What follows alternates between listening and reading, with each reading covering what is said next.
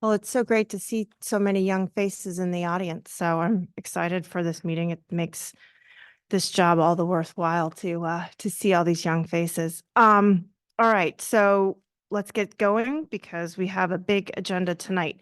Can I get a motion for the consent agenda? And do we need a second that? Second it, great. All in favor? Aye. Great. So that's 6-0. All right, so we have a bunch of student and staff recognitions, which is awesome. Miss Gilbert. Is Miss Gil?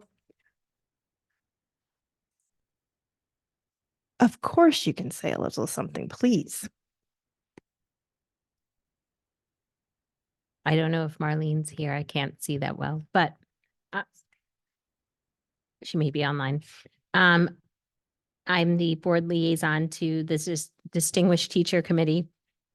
And it's an absolute joy to serve on the committee. I'll tell you something that will come as no surprise, which is our educators are truly exceptional. They go above and beyond for their students.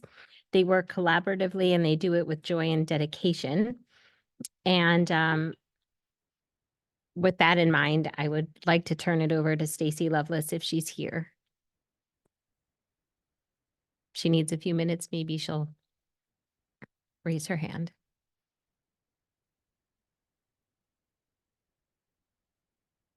Is she online?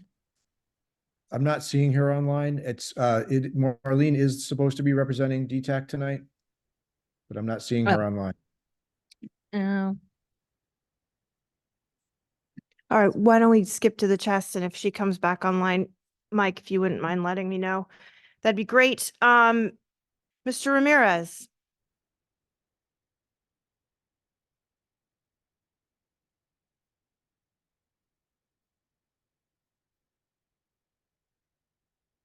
Good evening.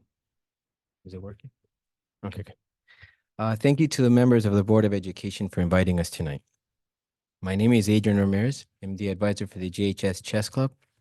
I'm thrilled to report on the success of the JHS Chess Club and chess team this school year. Our team has achieved its most successful record to date. In February, we became the FCICL champions, the chess equivalent of SCIAC, with an undefeated record of 11 wins and 0 losses. In addition, in March, we won the Connecticut State High School Championship, coached by international master Maximilian Liu, which was a great accomplishment for us. I would like to take a moment to recognize the key players who helped us achieve this victory: seniors Luke Ullman and Aubrey Niederhofer, sophomores Carl Ullman and Kenneth Alexander, and freshman Nishant Jain. Additionally, 5 team members traveled to Baltimore to compete at the National High School Championship, where they demonstrated exceptional skill and sportsmanship. Overall, it has been an incredible time for the JHS chess program, and we are extremely proud of our students' achievements. I'd like to introduce Max Liu to give some brief comments.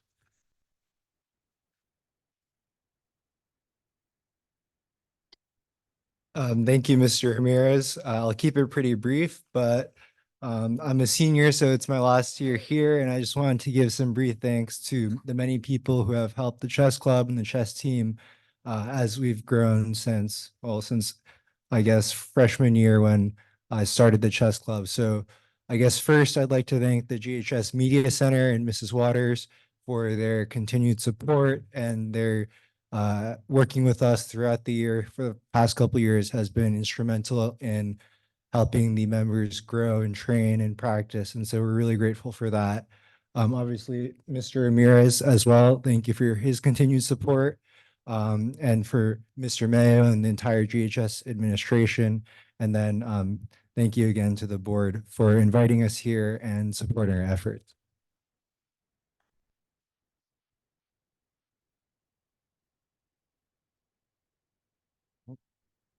As I call your name, please come to the front to be congratulated by Superintendent Dr. Jones and the board chair, Ms. Kowalski, and remain here until everyone has been called up. And to the audience, please hold your applause until I've called everyone up. Thank you.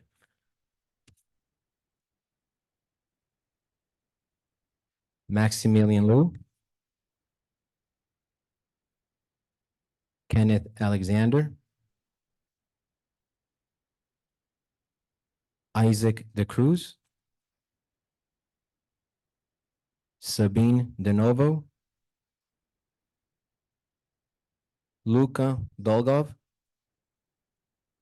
Shuya Van Dooywert,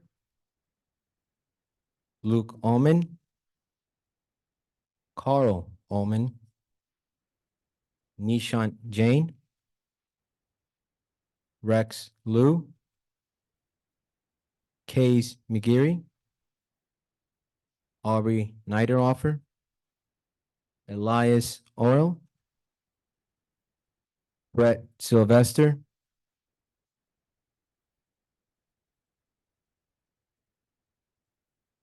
Kenneth Wilbur, and Benny Yampolsky. Congratulations.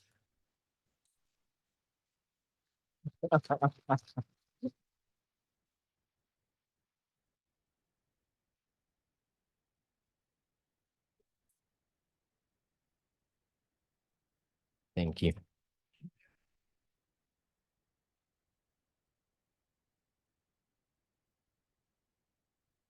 Do we have Miss Nixon for the Scholastic Art Awards?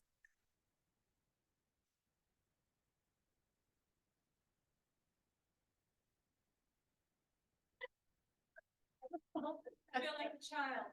I sit in here. That's okay. I didn't get a muffin, so. I guess it's like when it just tells you I've been on the board too long. They were like, "Oh, it's not gonna be great. So no, we're here. I'm like, see? No, no.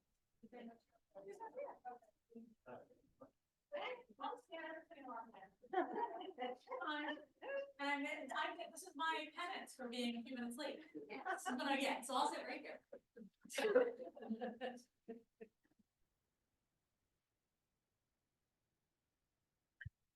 The Greenwich High School Art Department is very proud to recognize our 4 Connecticut State Scholastic Awards recipients tonight. 2 of these students received honorable mentions and 2 received Gold Key Awards. Now, in their 101st year, the Scholastic Art and Writing Awards is the largest, longest-running, and most prestigious recognition program for creative young people in the United States.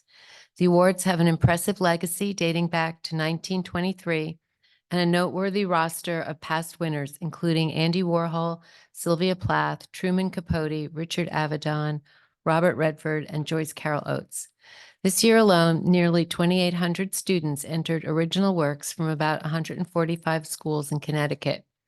I would like to recognize the other GHS art teachers, Lisa Scaragni, Jamie Charles, Ben Cannell, Shakeba Bennett, Cheryl Iozo, and Liz Vasquez, for their teaching and encouragement of all of our students, and especially tonight, our scholastic winners. I would also like to thank Liz Vasquez for creating this presentation, Ralph Mayo, our principal, for his constant support of the arts, excuse me, Laura Newell, our arts coordinator, and the Board of Education for their ongoing dedication to providing the very best art education possible for our students in the Greenwich Public Schools. Okay, so I think 2 of our students are here tonight. So as I call your name, please come to the front to be congratulated by Dr. Tony Jones, our superintendent, and the board chair, Ms. Karen Kowalski, and remain here until everyone has been called up. And please hold your applause until we're all here. So William Schumacher, Ceramics and Glass, honorable mention. I know Hannah's not here, I believe. Hannah Hockman, she won for digital art, honorable mention. Layla Morris. Layla? Yay. Layla Morris won Gold Key for painting. And Julian Calvar won Gold Key also for painting. But I don't think Julian's here. So Layla, it's all on you.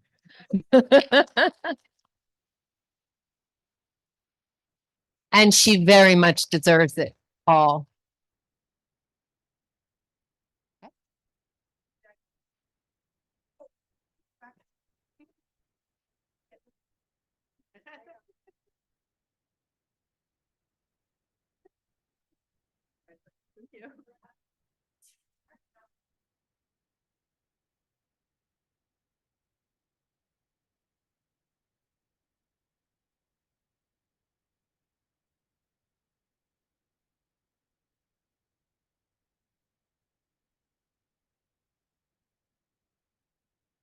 Can we, Miss Berry, you're up for the Scholastic Writing Awards. Great.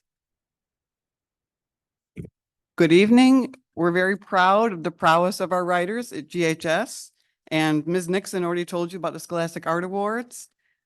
Did you mention Stephen King? No. Okay, there we go. John Updike, they're all previous winners. We had 23 winners this year. I'm going to go through them. Some of them are multiple winners, so settle in when I read the names.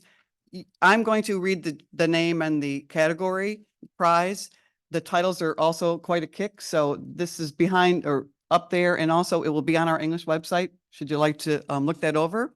So I'm going to start with if you're in the audience, please come on down by all means, and we'll see who's here, but I will keep it rolling.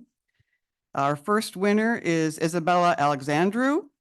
Honorable mention for her personal essay memoir. Cole Ewan, ninth grader also, honorable mention for short story. Ria Fan, honorable mention for personal essay memoir. Greta Garcia, Silver Key for poetry.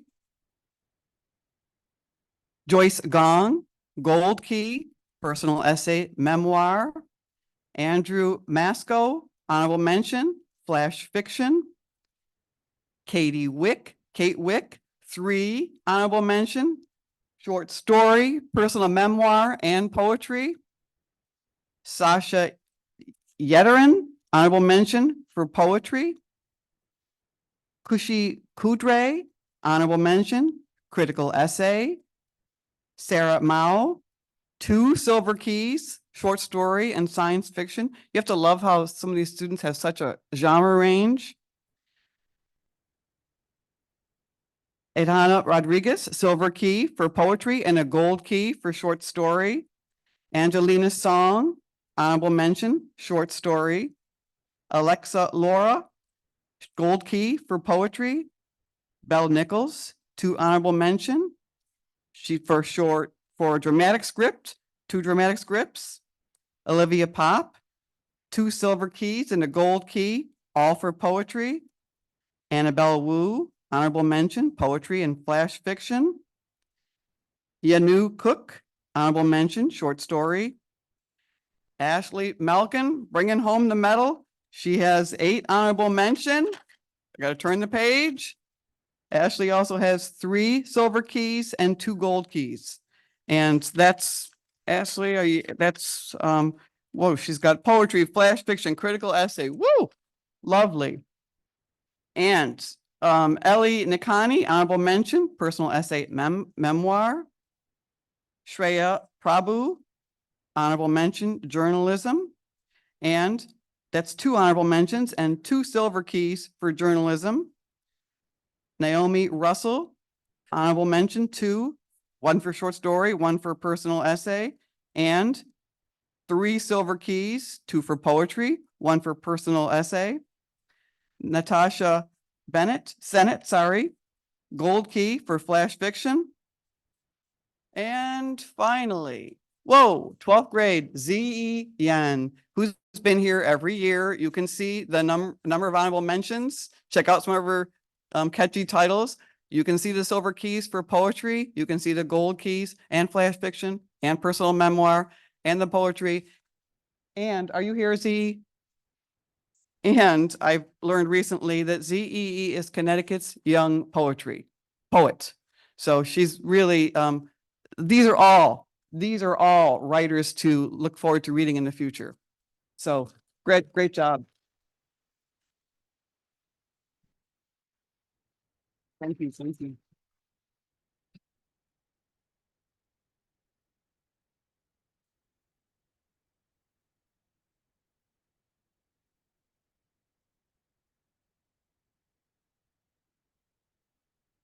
So I believe we also have the boys swim team that's here this evening.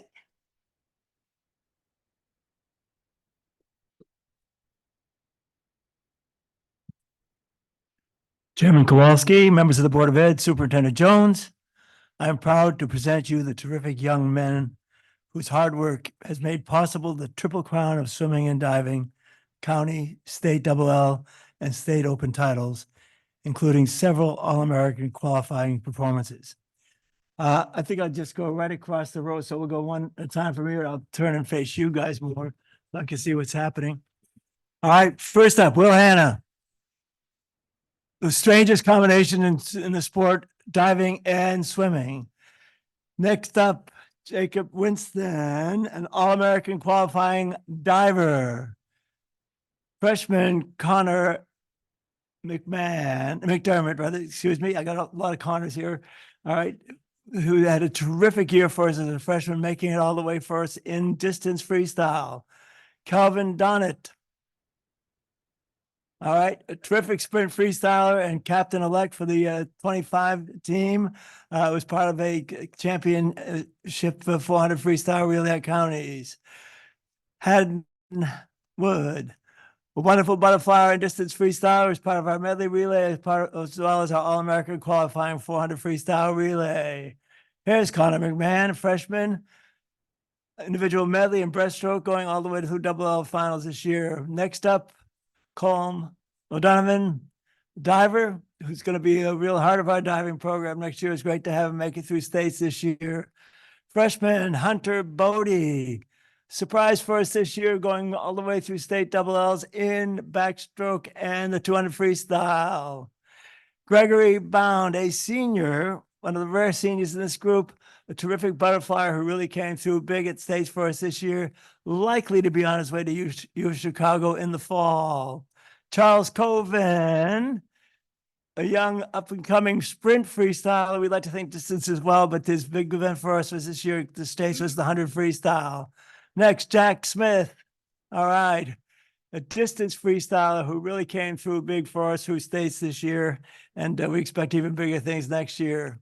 Next, the senior, Keegan Clark, captain of this year's team, state champion in the 100 freestyle, as well as part of 2 gold medal relays and All-American candidate. It was the MVP of the Class Double L championships. Luke Mendelson, one of the top IMers in the state, as well as a great sprint freestyle, was part of 2 relays, including a gold medal 200 freestyle relay. All right. Jake Melly. All right. A junior who really came on strong for us this year in the 100 butterfly and the sprint freestyle events, part of that gold medal All-American freestyle relay and captain-elect for 2025. Next, Colin Bucaria, an outstanding IMer and breaststroker, a sophomore who will be counting on even bigger next year. Felix Flagstad, senior captain this year, part of that All-American relay, as well as a great distance freestyler and a terrific IM swimmer. He'll be taking a gap year before going on to Williams in the future. And Wim McCarthy, a sophomore who's come on strong for us in both the backstroke and the 100 freestyle. And these are really the primary members of the terrific, wonderful team this year. It was really a great pleasure to coach these young men this year. They were just about as nice a group to coach that I've had in my long career at Greenwich High School. This is indeed a great championship team, county, state double L, and state open champions.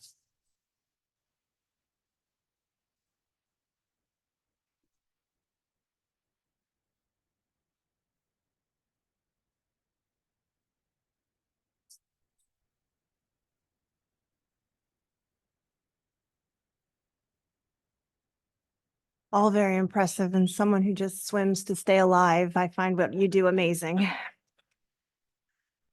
Should we go back to for the Distinguished Teacher Award?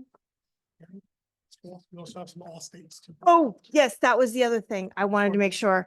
So Pete, why don't you come on up, because I want to make sure I don't miss anyone No worries. in the room. All right, good evening, Superintendent Jones, Chairman Kowalski, Board of Ed members here, and everyone in attendance here and virtually. I'm pleased to stand in front of you today to announce our state champion, student athlete state recognition champions. These young men and women have been elected by the Connecticut High School Coaches Association in their respective sports. Student athletes, when I call your names, please come up and stand in front to be recognized by Dr. Jones and Chairperson Kowalski. Audience, please hold your applause till the end. These guys were already up here once, but some of them are coming back up again. For swimming and diving, we have Wim McCarthy. Come on up, Wim. Did he go?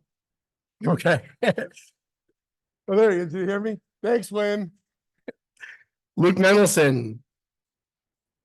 Haddon Wood. Charles Ginst.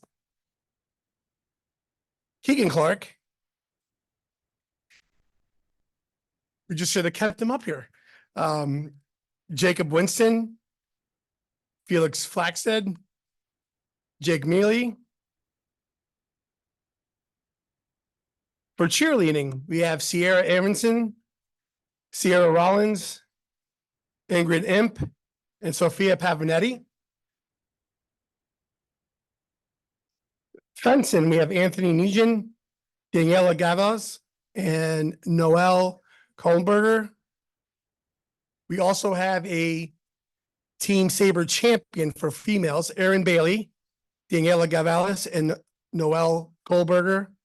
Alexandra Moskowski. Making sure they're here. Indoor track and field, Esme Daplin. Skiing, we have Tommy Ibarra and Marianne Fahimi. And for boys ice hockey, we have Bowden Farmer. Ladies and gentlemen, these are your all-state for the winter sports. Congratulations.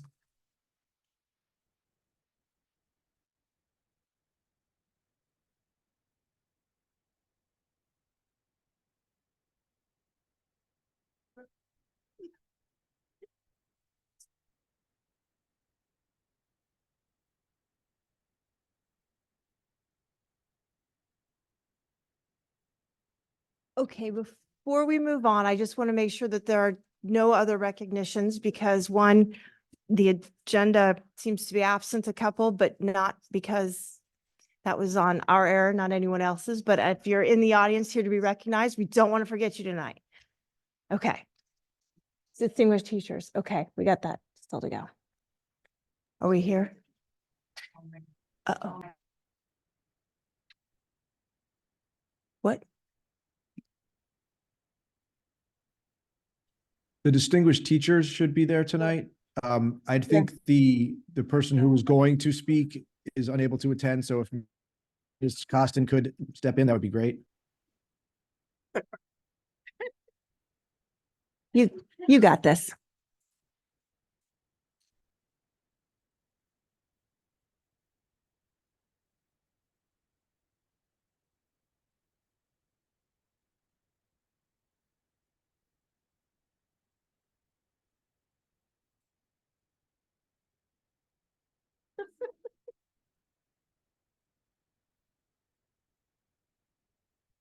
So if Miss Gilbert and Miss Lovelace aren't available, I'm happy to be the understudy. I am pleased to announce the 2024 distinguished teachers. They hail from many different schools, including some I know well. Anna Maria Falls, New Lebanon School, grade 3.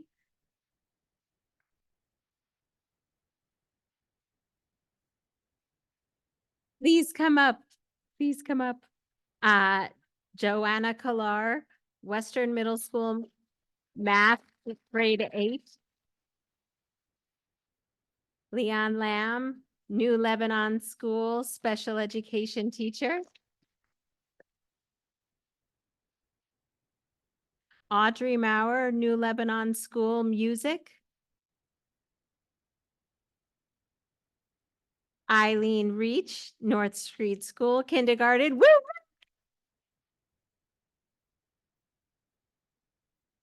And Alyssa Stack, Greenwich High School Social Studies.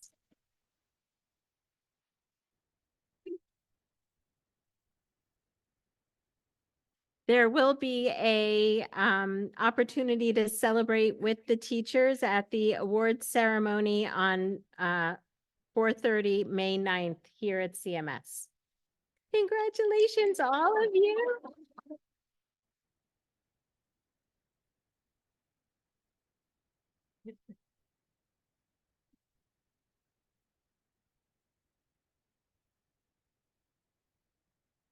And just one parting remark, I will say New Lebanon turns out with the school spirit at the parades, at distinguished teacher, board meetings. I see them in the back. All right, moving on. Let's go with our high school student government comments. Caleb and Omar.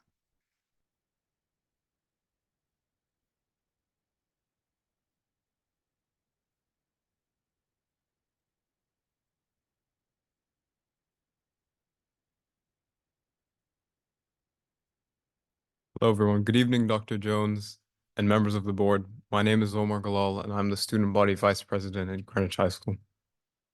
Tonight, I will be covering several updates from student government. First off, I would like to recap our thoughts on the town budget, which was recently passed on to the RTM. While we appreciate that the BET did not make further cuts to the school budget, the consequences surrounding the budget's teacher reduction, which we have long brought awareness to, were neither addressed nor remedied. To the members of the Board of Education, once the final budget is passed, please consider the negative impacts of the teacher reduction in your thoughts and actions. We implore the board to reevaluate the allocation of the operating budget. But if reallocating money to teachers' salaries is not possible, then please pay close attention to how the teacher reduction eventually impacts the high school next year. Invaluable teachers may be strained for time and resources and may even transfer districts. Students, when being unable to find assistance outside of their crowded classrooms, may fall behind in their learning. And any such consequences should be related back to this year's teacher reduction and noted to guide future BOE budgets. I have some comments on the GHS Flex proposal that is being presented tonight. We have over 160 active clubs at Greenwich High School. That's one club for approximately one club for every 15 students. The vast majority of these clubs depend on the current 30-minute flex block, which allows students to engage with their co-curricular interests in person and conveniently be able to take the bus back home after school or after engaging in the club. A few moments ago, we recognized the chess state champions. Only a couple years ago, they were a new club at Greenwich High School, which rapidly grew because they created a space, or rather, they were allowed a space at GHS where they could meet up in person during Flex Block and not have to worry about finding a ride home. Chess Club, as you guys can see with their accolades, have since established themselves as a larger club at Greenwich High School, much like Model United Nations or the math team. And I believe that large clubs will not drastically be impacted by the removal of flex blocks because they will have enough committed members to meet before and after school. However, I'm most concerned with smaller clubs, the rest of the 160 clubs that depend on flex like Chess Club once did.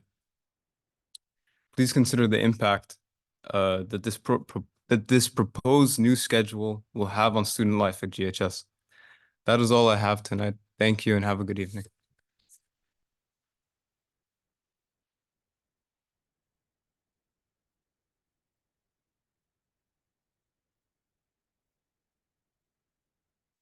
Good evening, Chair Kowalski, Dr. Jones, and members of the board. I'm Caleb Kaland, the student body president of Greenwich High School. Tonight, I have some exciting news around our lunch offerings, as well as some reflections to share on the flex proposal. I was recently able to report good news to our students and faculty that the muffins have returned to the GHS cafeteria. Thank you. This was something that was initially concerning to our students as the muffins are a staple of Greenwich High School lunch. On the topic of lunch, we hope to continue the process of getting off the National School Lunch Program so that we can give our students more options as well as more adequate portion sizes during the 2024-2025 school year. In other news, tomorrow, Friday, April 26th, is the second annual GHS International Night. This event seeks to celebrate all of the vibrant and diverse cultures and backgrounds within GHS. Come by to experience delicious food, great music, and even performances.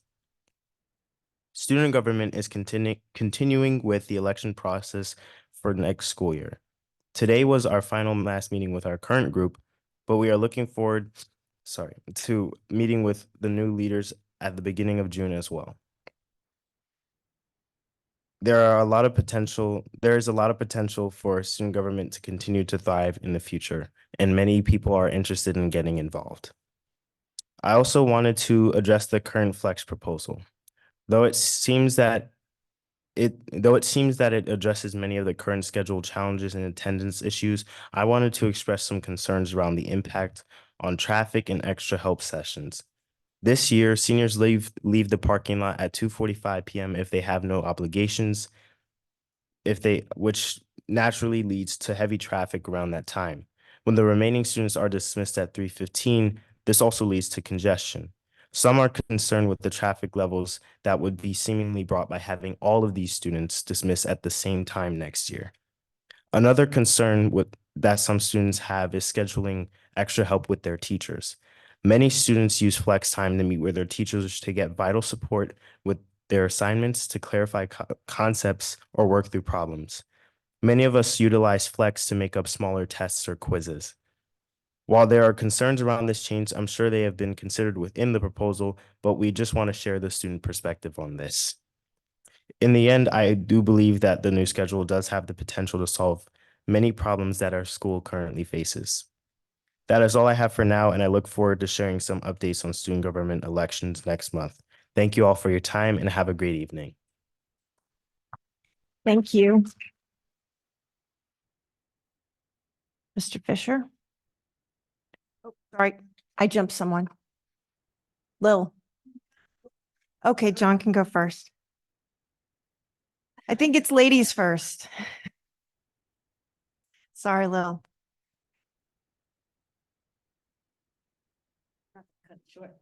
It's a long meeting, all right.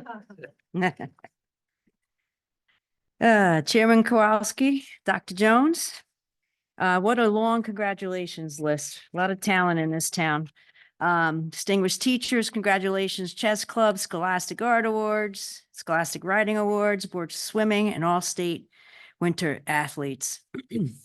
I want to give some kudos out to Dr. Michael, Joseph McCanty Anthony, and Sophie Coven, and all the administrators. Some of them are here right now, and teachers who work so hard.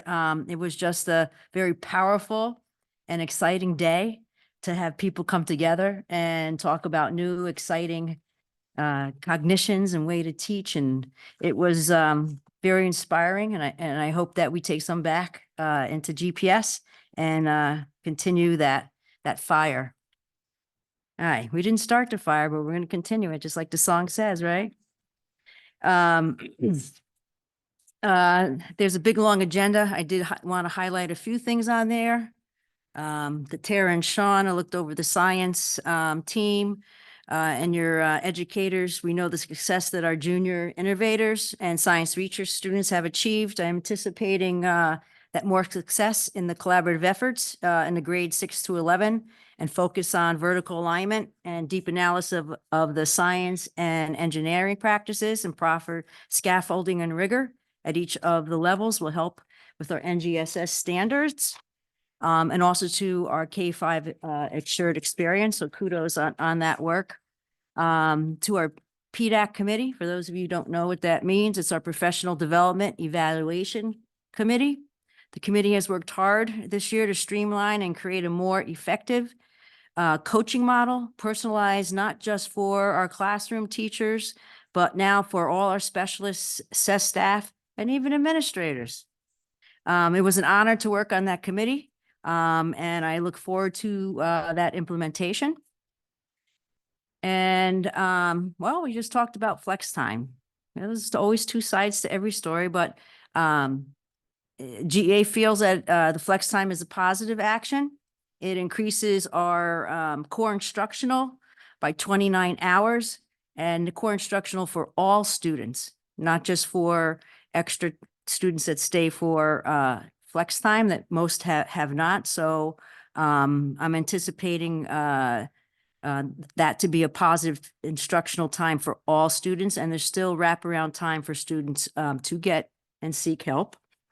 And in closing, I want to wish our moms this coming May 12th, because we won't have a board meeting till after then, a very happy Mother's Day, and a happy Mother's Day for those that have all your fur babies like I do.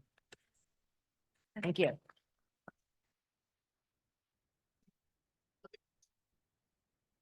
Mr. Fisher.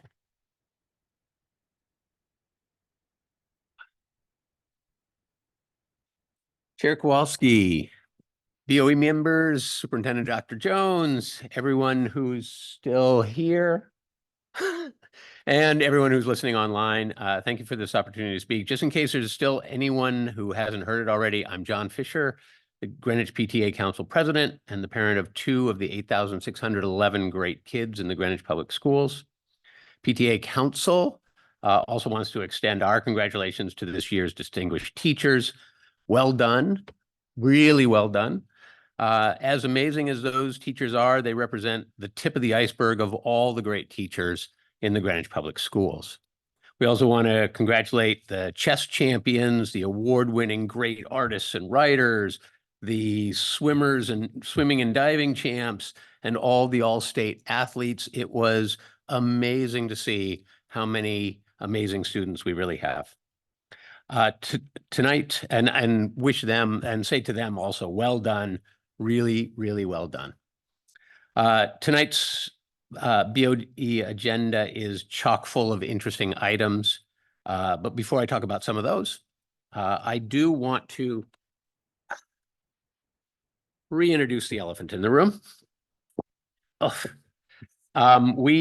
PTA Council is happy with the BET's bipartisan support for the Old Greenwich renovation, the Riverside feasibility study, the capital budget in general, and the operating budget. Overall, a good outcome for the schools and the town. And although you all have heard me, as well as our student government leaders, advocate several times for higher funding that did not reduce the FTEs, we're still happy with the outcome.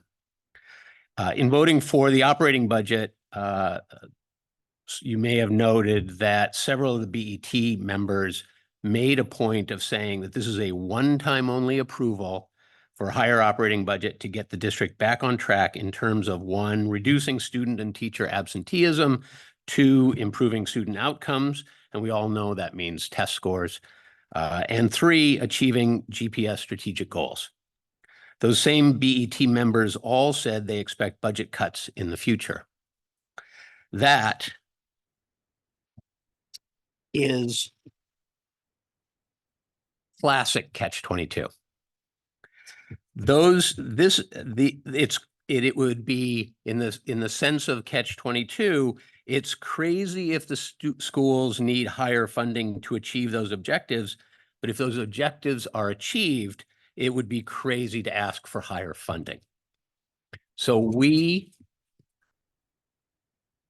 agree, all of us agree that on those 3 objectives, we all want every one of those.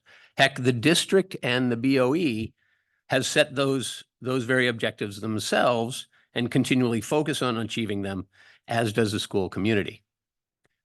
We are actually achieving on all of those objectives as a school district already. We look forward to helping the PTAC community and the PTA community, look forward to helping and working together with all of you and with the district administrators and the teachers to hit those objectives and show that it is far from crazy to ask for and to fully fund the schools. And not coincidentally, segueing to tonight's agenda, we look forward to hearing the K-12 science update. There's some test results in the report that are less than great. We're really glad to see the data broken out on as of in terms of on-level English language learners, special ed, and advanced students. Those breakouts show that the results for different student peer groups are in fact not bad. And we also are glad to see the detail on the actions to improve the outcomes. I personally liked seeing the objective statement, increase complexity and rigor over time. Now that statement was said in relation to the interim assessments, but it's a good philosophy to apply to the entire science curriculum. Also look forward to hearing the updates on the CMS building. With the funding approved pending the RTM's final decision, it's time to get this project ramped up and construction started by the end of the year.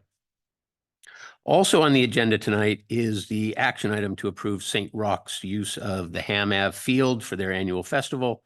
The Ham Ave PTA supports this. St. Roch's has always been a good neighbor and supporter of the school, the PTA, and the students, and we ask that you vote to approve that. And with that, thank you for this time to speak, and thank you for your service to the community. Thanks, John.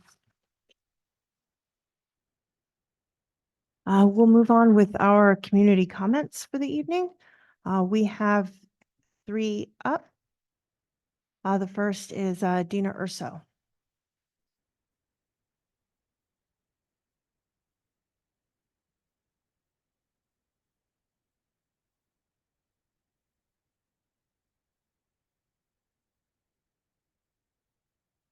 Good evening, everyone. My name is Dina Urso, and on behalf of the CMS PTA, I'm here tonight to once again indicate our strong support for the design of the school as presented. Specifically, parents are concerned with the potential safety implications posed by keeping the rock outcropping.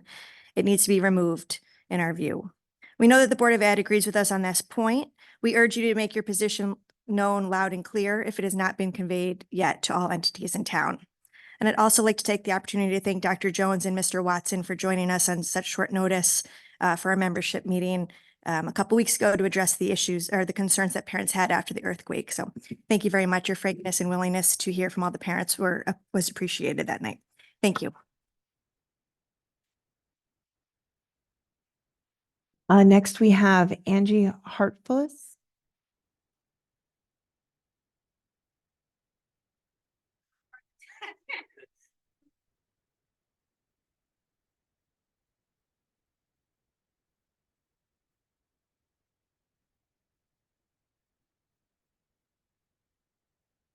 All right, just let me set up my computer before we set the timer because I normally don't have a screen. Oh, shoot. Hold on one second, guys. All right, here we're ready to start our timer. All right, good evening, Dr. Jones and Board of Ed members. Abby and I are happy to be here this evening, represent P-TECH Green Schools. We want to share this year's Zero Waste program and to advocate for mindful planning in the cafeteria in the new CMS building. Last year, we launched the Zero Waste program at 11 elementary schools and ran food scrap recycling pilot at New Leb.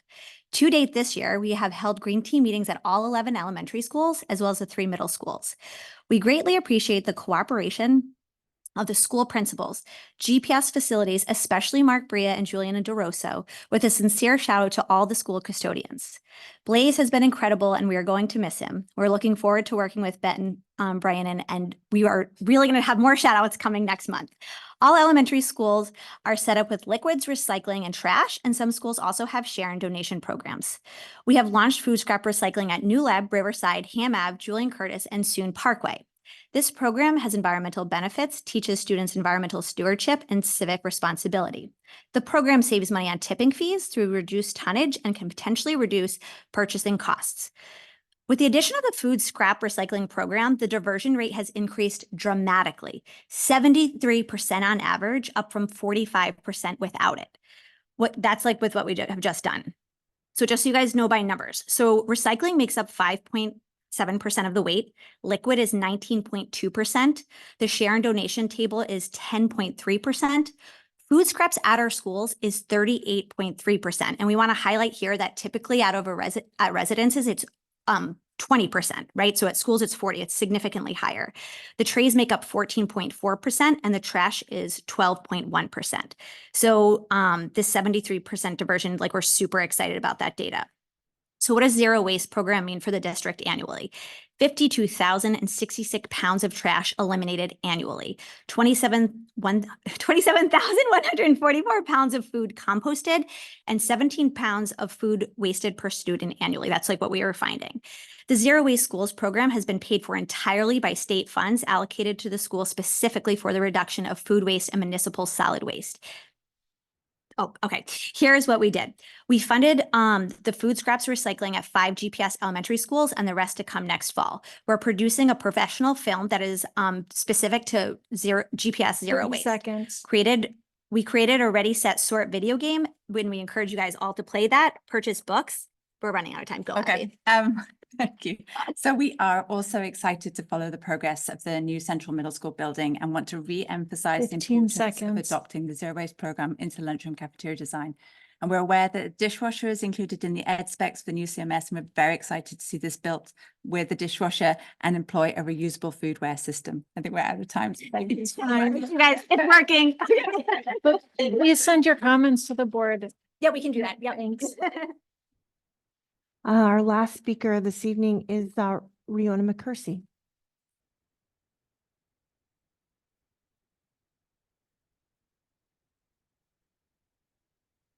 Good evening, Chair Kowalski, Board of Education members, and Dr. Jones, members of the community. Thank you for this opportunity to speak this evening. My name is Riona McCursey, and I'm a sophomore at Greenwich High School. I've been enjoying my experience at GHS and wanted to start by sharing some exciting things about Latin at GHS. I'm the founder and president of the Latin Club, and yes, we meet during Flex. Together with the other officers, this club works hard to bring students together who are interested in learning about ancient culture, specifically ancient Rome. Students have expressed interest in the club, and we have our first bake sale next week. We are also working to bring the Latin National Honor Society to GHS. So it was pretty disappointing and shocking to receive an email this week letting Latin 2 students know that Latin 3 was canceled for next year and we would have to take an online course or start a new language. For rising juniors and seniors interested in 4 years of Latin or any language, starting a new language just doesn't make sense. As well, there is a 3-year requirement for world language. So I have 3 questions. 1. What is the reason for the cancellation and why was this not offered in a phase out to current students? If it is due to low enrollment, there are still students who need to take this. Why must we then take this Latin 3 pass-fail and have our GPAs suffer? And 3, if Latin 3 is being canceled, what about Honors Latin Seminar, for which Latin 3 is a prerequisite? Is it that my family has to also pay for an online honors seminar as well? Colleges like to see consistency with the world language, but if Latin suddenly disappears from our transcripts, it would be incredibly hard to explain. Beyond this, having a world language factored into our GPAs can be a significant boost. If we were to take it outside of school, it would be a disadvantage. For a school like GHS, Latin studies are paramount. To quote your own words on the GHS website, Latin isn't dead, it is alive everywhere you look. So let's make sure it stays alive at GHS. Thank you. Thank you.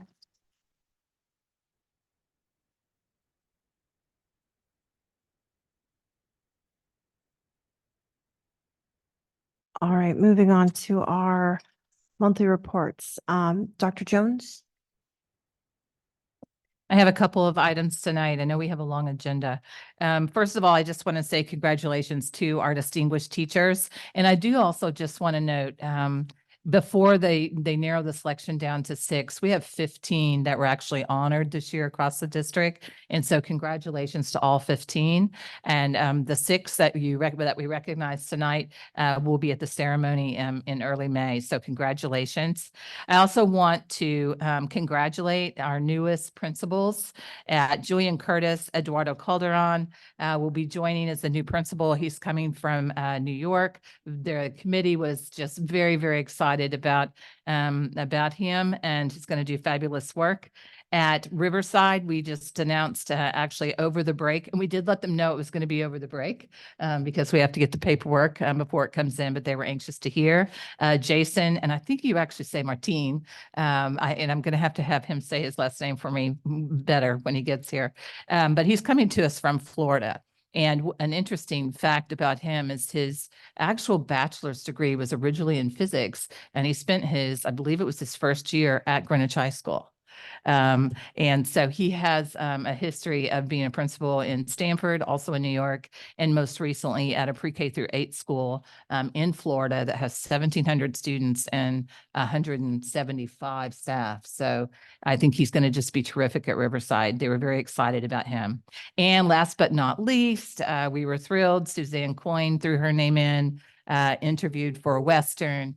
And the committee absolutely, it was over the moon that she was interviewing for that position. And we were able to name her as the permanent principal. So congratulations to all 3 of those individuals. Just 2 more quick items to Dr. McCarthy Anthony. Thank you for bringing the research ed to us and your whole planning committee. It was a lot of work. And I heard you say you're going to do this every 6 months. Was that? No, it was a lot of work, and it was it was an exhausting day. It was so long, so many workshops, but everything that I went to was just fabulous. And I think that's what everybody said that attended. So congratulations to you and the whole team. And then I also want to just compliment all of our service award winners last night.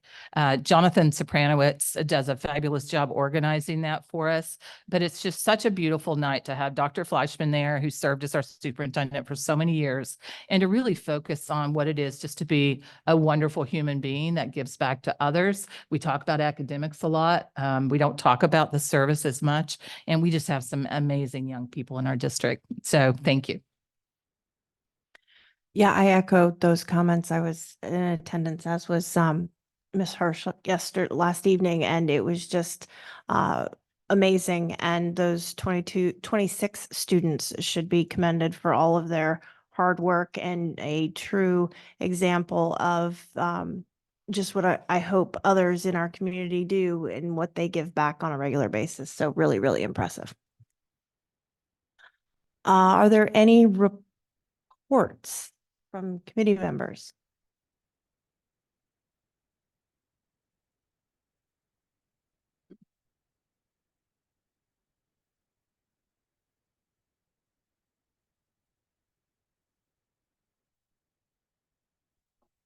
Could you just comment on the Latin thing? I was just curious about that. Yeah, it does have to do with very low enrollment for the course, and this is not an unusual process. However, I will say, and I did email Mr. Mayo and Dana Talata today, our message was not 100% the way it should have been, in that we do provide other options if we're phasing a course out. And so her comment was correct. We need to provide an option, and the district needs to provide it. And there are several different options, but again, if we don't have the enrollment, we don't run a class like that. But we will work with the students, and hopefully we'll have somebody in their class either tomorrow or on Monday to talk in person with the students, and we can kind of let them also know what some of those options look like. Is it a policy option for us to allow them to, I don't know if it's all goes online or something like that, to still be able to earn a grade and keep the track on the transcript? Is that? This is not, it's not unusual for us. And probably the best example I have would be a student who needs a really high level math, and they go and they take something from MIT or Johns Hopkins, or there are lots of different programs out there. They still get the grades, and they could go, to an early college somewhere else. locally, if depending on what their schedules look like. Let's say they have an open first block and they can take an early class in Stanford. There are lots of different options, but we will work with the students, and especially those, like Rihanna has spoke, that are looking for Latin 3 because they've already committed to that pathway. Yeah, it feels wrong to like bait and switch. Could you send us an email when you have, because it sounds like you're following up with the class about it. I'd be curious just to know how it shakes out. Thank you. On that same note, I have a quick question because I know this is, some of the languages that we offer at the high school, some of them are smaller, things like Latin. I'll use things like sign language, for instance. And when there was low enrollment, they mixed 2 levels together. And I'm not really sure if that's something that we might consider. Especially just going through the college process, colleges do look for 3 to 4 years specifically of languages. Otherwise, the students, it's a big deal actually when they're applying to colleges, and they want to see the same language. They don't want to see a student jumping around. That's 1. And 2, if it is a requirement for their higher level, the Latin, I think might negatively impact these students to not have that option being given in school, nor have the support of their other classmates if they're being asked to take classes in different places, especially with a language like Latin. While it's not a dead language, it is not a language that is used particularly in people's homes, but it is a basis for students who want to go into the medical field or into the legal field. And it's an exceptionally important language for a lot of careers going forward. So I would really love to have the opportunity to, maybe the high school can consider if they do something where they do like a mixed level, to be able to provide that for the students. And we can follow up with the board after this, but I believe the numbers for all 4 levels were around 20 students total. And when we get that type of enrollment, that's very, very low. And as this board knows, we make hard decisions as administrators, based on, we do have a budget, and we went through this a little bit with some of our elementary decisions during the budget and had a lot of hard discussions. But this is kind of it's an expectation for us. But again, it's phasing something out, not just totally eradicating it in one go. So we'll look at that. Ms. Doe. Cody just raised a good question though about changing the policy, because my understanding is, I don't know, I was just told that, and I'm probably going to ask Andrew, but 2 of my son's classes aren't running next year, which were expected because the math and the computer science never run. That's expected, but my understanding is that they are not graded when they're independent study, and I believe that's a policy. So if we do that, for Latin, that's perhaps not fair, right? So we have to think about how to change that because it will impact your GPA and hopefully help it.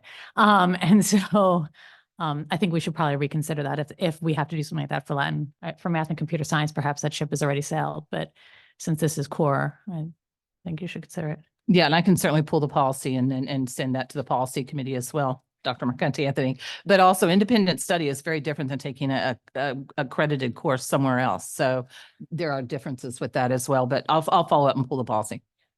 Oh, sorry.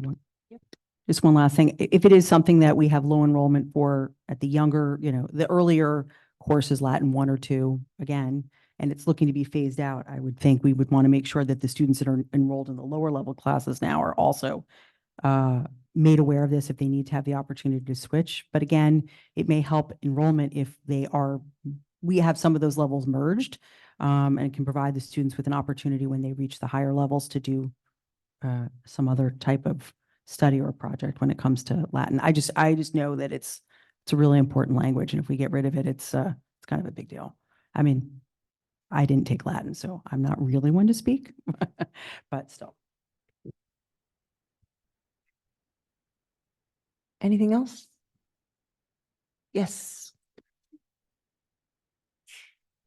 So the final, I have my final research ed report. I'll keep it brief, but I do think it is worth noting for the board and publicly thanking the members of the committee that really made research ed a terrific day, especially since many of them are here. So Lucy Recco's over here, and Mark D'Amico and Lil Perone and Dana Talata really helped Sophie and I make the day a great success. We had over 300 registrants give up their Saturday to learn about the science of learning.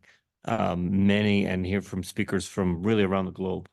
About half of the presentations are available on our Google Drive, on our district Google Drive, and everybody who was a registrant got a link to that. So that's a resource that can support the continued development of some of these ideas and research of the ideas long after the conference. So that's great. And it was a great day. On other, the Old Greenwich Building Committee continues to meet at a bi-weekly cadence. We have a RTM forum next week on Wednesday in anticipation of the RTM vote. As everybody knows, the BET did include full funding for the project in the budgets in a way that we can move forward with that. So the RTM is the next step with that, and the building committee is well on its way to meet the timeline to submit the full proposal to the state by the June deadline, so that we can break down on that subject.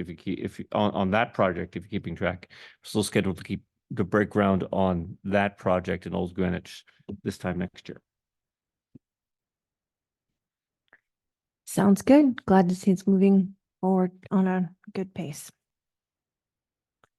All right. Any others? All right.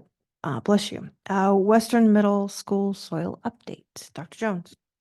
I'm delighted tonight that you're going to hear more than just trucks are moving soil. And so Dan Saramat is here from AECom and is going to show you where we're up to and have a rendering at the end that kind of gives you a vision for what it's going to look like when we're all done. Thank you. Yes, thank you. Superintendent Jones, Chair Kowalski, members of the board, thank you for having us here tonight to provide an update. We know this is an important project in town, and we're excited that it's underway and progressing well. I had some site plans and slides. I don't know if those are being shared. Yeah. The contractor mobilized at the end of October with temporary fencing, erosion controls, and they worked through November, December with site prep, demo, tree removal. The slide shows some of the isolated deeper excavation areas. And those are that was the first phase of work, excavating those deeper areas that started in January and continues through today. If we move to the next slide, that's an aerial photo looking west. You can see those square excavations. Some of those are still open. You can also see toward the center bottom of the photo, the access road that leads to Muskrat Pond Drive. This was a great help being able to move a lot of trucks during the school year and stay out of the school, stay away from the school, stay out of the parking lot. Soil removal began, shipping offsite began January 17th. As of today, we've shipped over 1,200 truckloads of soil.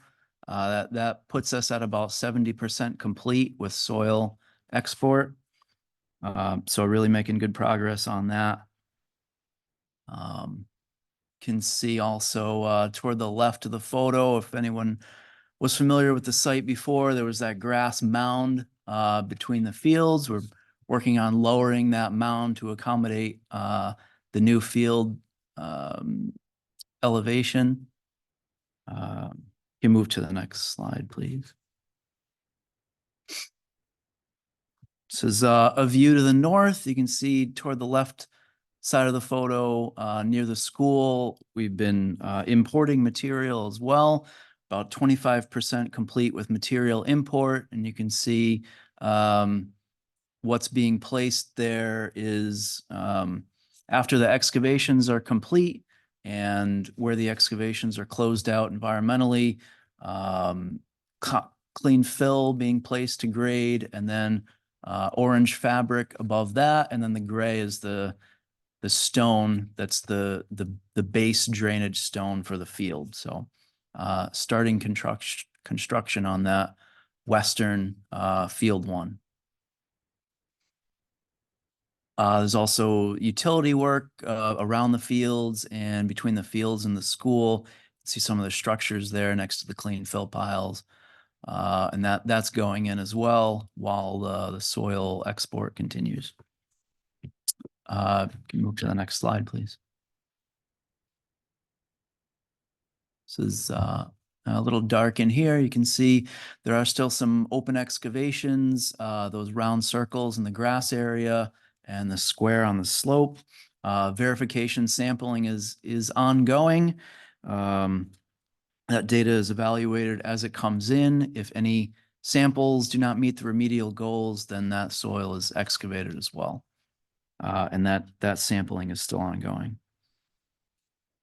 You can move to the next slide.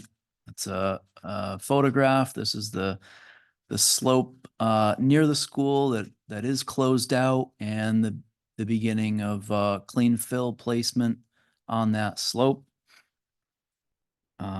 Next photo shows that mound that was between the fields and hammering the rock that was under that grass mound in order to accommodate the new field location and elevation. The next slide shows the new field has there's new storm drainage associated with the field and the pathway around it. Those structures and piping are being installed currently, and then the slope to the right there, that'll be one of the first areas where we put in the restoration plantings, and that restoration planting work is set to begin in May. The next photo shows, sorry, it's different size, but a little more recent photo of the western field one, really starting to take shape with the common fill underneath, and then the fabric, and then the drainage stone for the field. You know, it's good to see, you know, that nice, really expansive, flat, you know, incredibly flat area start to take shape. So that's good. And the last slide is just a color rendering showing the layout of the two fields and the plantings and meadow areas around it. I think if the board has any questions, I'd be happy to try and answer. Any questions? Okay. Laura. When will it be completed? Sure, I knew that was coming. The current schedule shows us being complete by the end of the calendar year. So around December. I know the field team and the town staff are pushing very hard to make sure we accomplish that, and you know, try and expedite it if we can, but that's what the current estimate is. Any other questions? Yes. I'm just curious, where are you trucking all that dirt? Where does that go? I was going to ask the same question. Sure. There's a couple different waste streams depending on the concentration of contaminants in the material. One facility is a lined chemical waste landfill in Michigan. Some of the less contaminated material goes to a lined municipal landfill in Pennsylvania. Yeah, we just wanted to make sure we weren't going anywhere near there. But it was never dangerous to begin with, so it wouldn't matter. Any other questions? Thank you very much. It's always good to see wonderful progress, so appreciate it. Thank you. Great, thank you. Ms. Costin, would you like to kick off the CMS design discussions? I absolutely would. So I am delighted to reintroduce our team of professionals, many of whom you have met before, although it seems like it was quite some time ago that they were last with us. Some are with us in person and some are online. They have a presentation to share on the site and the building design, and then they are happy to answer questions. Here with us tonight in person, Steve Martuccio, the project manager from SLAM, and James Hoagland, the lead design architect on the project. Online, I know we have Kemp Morehart, who's the principal at SLAM, our architecture firm, and landscape architect Henry Withers. And I also believe Tim Kleps from Turner is on the line. He has a lot of great details to share. And CMS principal Tom Healy is also here to explain how this building works for him. So I thought those were all valuable voices for you to hear from. As you're probably aware, this design team and our team of professionals has been presenting to various town bodies over the weeks and months, as well as to the community at large at various community engagement forums, including most recently our forum last night with the neighbors who are abutting the site. So I'm happy to say that the design that we have, both inside and out, is one that puts the students' safety and learning first above all. And then, you know, at the conclusion, I do have a motion to make, so I want to turn it over to Mr. Hoagland. Great. Thank you, Laura. Welcome aboard. I know Kemp is online. He would love to be here in person, but yeah, I know he had a few words to say. He's the principal in charge on the project, so. Hi, thanks, Jim, and good evening, everyone. I apologize for not being there in person. I had a personal commitment earlier this evening that prevented me from getting to you. But nonetheless, I'm very pleased to be here with the team to present our design progress to you. What you're going to see tonight is a culmination of 16 months worth of work that has developed a really excellent design that meets the parameters of the ed spec, as well as taking into consideration the SSIC requirements that are so paramount these days in school design.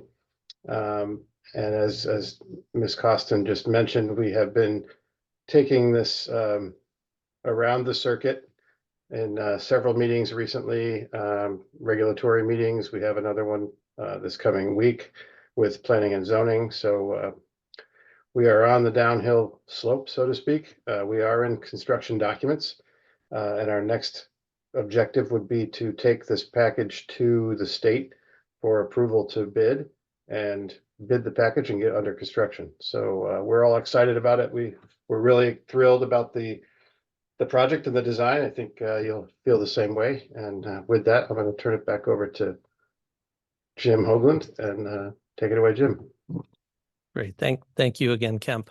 So as he said, the team is really excited about this. I think we're in a really, really good place for the development of both the site and the building. And it's really nice to see how the two of them have come together. There's been a lot of forces at work. There's been a lot of input heard and received and implemented into this plan. And I think the end result is really a result of all of that input. We've listened for over a year now, and all the workshops that we've sat through and all the people that have been involved, there's been a great energy to it. And I truly believe that the project's in a really, really good place right now. So just to give you an overview, the site plan here, you can see we're looking down to orient everybody. Orchard Street is at the top part of this rendering. Stanwich Road is on the bottom part, and you have Indian Rock Lane on the far right-hand side. One of the resounding themes throughout the entire development of the project has been safety, not only for the students, but for staff and for the neighbors. And it's been a recurring theme and point of discussion. So as we look at the site plan, we're looking at vehicular routes. You can see the main entry comes in off Indian Rock Lane. There's a significant amount of parking that gets stretched out along that meandering access road.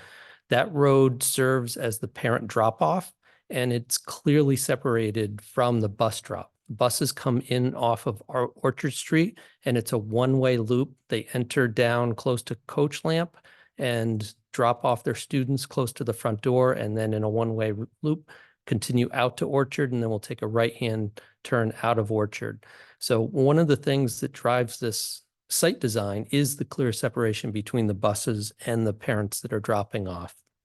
Also, crucially important is the pedestrian paths. So we're thinking about how walkers are arriving at the site, how students get dropped off and walk on the sidewalks alongside some of these roadways.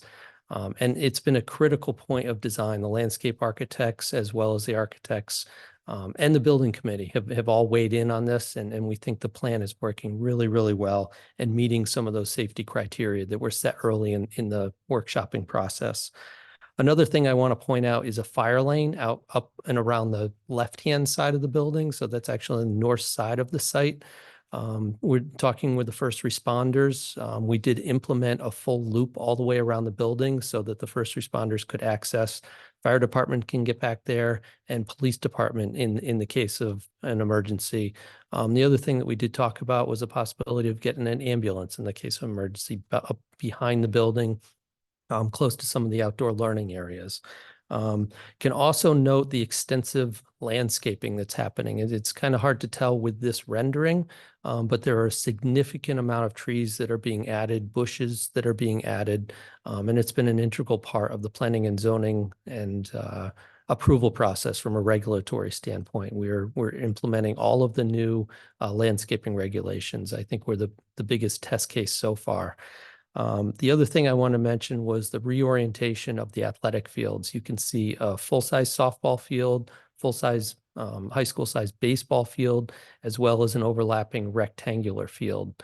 And the orientation of the two softball fields is optimal. The home plate is southwest, and outfield, center field is northeast. So we've rotated the play fields right now. The current configuration isn't overlapping, and it's caused some problems on a seasonal basis where you can't use all the fields at once. So I think the committee's come up with a good resolution to fit all of the athletic fields and program spaces in there. And we've also tried to create some adjacencies to the hard surface play area, adjacencies to the inside of the building that I'm going to talk about in a minute, where it eases cafeteria, or at least eases recess after the kids coming out of lunch from the cafeteria to a direct play area, easily supervised. I think the school staff has been really pleased with how all of this has come along. Getting into the floor plan a little bit, I'll kind of do a high level diagram here. So this is the first floor. You can see we've all through the process, we've noted the square footage of the building. We've taken from the ed specs that were given to us from the Board of Ed and approved that 81,005 square feet of net square feet. And currently the gross square feet of the building is a little over 130,000 square feet, which gives us a net to gross ratio a little over 62%. Which falls right within the range that we had talked about 14 months ago when we came on board, somewhere between that 62 and 65% gross up ratio. So to orient everybody, one of the things that resonated with me as we read through the ed specs was some of the guiding principles, looking at flexibility of spaces, incorporating sustainability, and some of the other things. So as we look at the floor plan, you can see the media center, which is the pink space in the back, really becomes the heart of the school. We've separated things vertically a little bit. It is a two-story structure, but we've tried to locate all of the community use spaces on the first floor with easy access from the front portion. So the media center, auditorium, cafeteria, and gymnasium are really the spaces that we've identified as the community use. And then over on the right-hand side, you can see the blue highlighted spaces are the admin offices. That includes counseling offices, the school nurse, and they really act as a unifying suite of all of those support spaces. And then the red space that you see back in the upper right-hand portion of this drawing are specialty classrooms. So that's where the wood shop is located, technology lab, family consumer science, as well as the art room in the far upright corner. So you can see that the geometry has really kind of split some of the elements, and that was very intentional. We intend to compartmentalize this, knowing that the community is going to be using this building.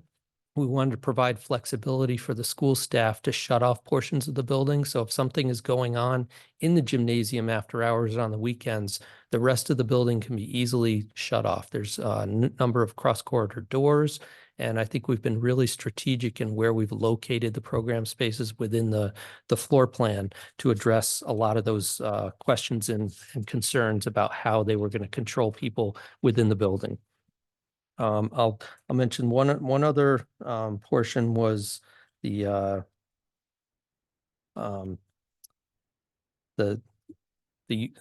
sorry, thought I was on the second plan. Moving up to the second floor plan, all of the academic spaces are located here, and this was a very clear separation vertically between all the core spaces. And so we've located the 6th grade pod, the 7th grade pod, 8th grade pod up on the second floor. So as the students enter the building and traverse those main concourses, they arrive at main stairs that get them up to this level. And when they land at this level, they're right in the middle of a floor captain suite.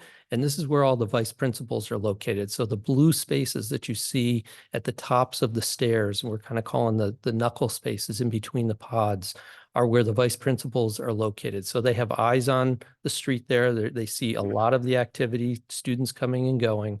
And we've located a lot of the support spaces. So the school social worker, school psychologist, some of the specialists are also located in those areas to try to get them as close to the students as we possibly can. The way the pods themselves work, the two teams that are located within the 6th grade pod have identical layouts. We've built in a lot of flexibility. So each of the teams is made up of 4 traditional classrooms and a science room. So if you can envision half of that pod centered around the pink space, that is a learning commons. And I have a couple of images that I think will better describe it. But the Learning Commons is really an extraction of part of the media center. So it is a learning area that creates flexibility where students can do small group work. A teacher could actually send an entire class out there if they needed to, if there was a project for some extra space. And I think the rendering will kind of show you what the feel of that is in an effort to support the educational goals. Moving on to the outside of the building, you can see that this is a view if a person was parked in part of the parking lot down by the play fields and approaching the building. It begins to give you a sense of the material. The natural character of the site really inspired some of the exterior materials. So you can see some stone veneer on a couple of portions, as well as a cementitious panel, which is incredibly durable, has over a 50-year life, but it has a wood-like feel and appearance to it. We think that it really softens the sense of that arrival and helps with the scale quite a bit of the front of the building, and it also warms the character of the space. So over on the far right-hand side, you can see a little canopy structure and the 2-story vertical, which really announces the main entry. Some of the comments that we've gotten recently over the last few weeks was that we really need to play up the identity of that main entry and make it really evident to any visitors that are coming to the site and being unfamiliar with the building. So I think this view shows pretty well that main entry, makes it real obvious where a visitor needs to come in. I'll also note that the gate that you see on the left-hand side is very intentional. It blocks off that outdoor play area. So during the course of the day, there's no cars traversing there. And eventually that road leads up to the fire loop that comes all the way up and around the building. We've been very thoughtful about how that gets gated and controlled.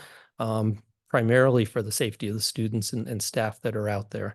And we've had some really good meetings with the fire marshal and first responders, and they've all bought into this approach.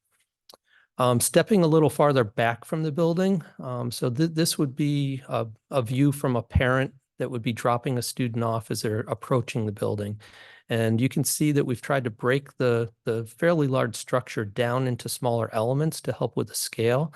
So the middle portion that you see in the cementitious wood look panel is the auditorium, and that's really the tallest portion of the building. We've kind of buried that in the middle and kind of joined it with the heart of the building. Over on the left-hand side is a gymnasium, and we're fully anticipating putting natural light into that space. It's frosted glass, so we're not going to get direct light, but the gym will be a nice naturally lit space. The small stone structure in front of the glass gym on the left-hand side is the fitness room.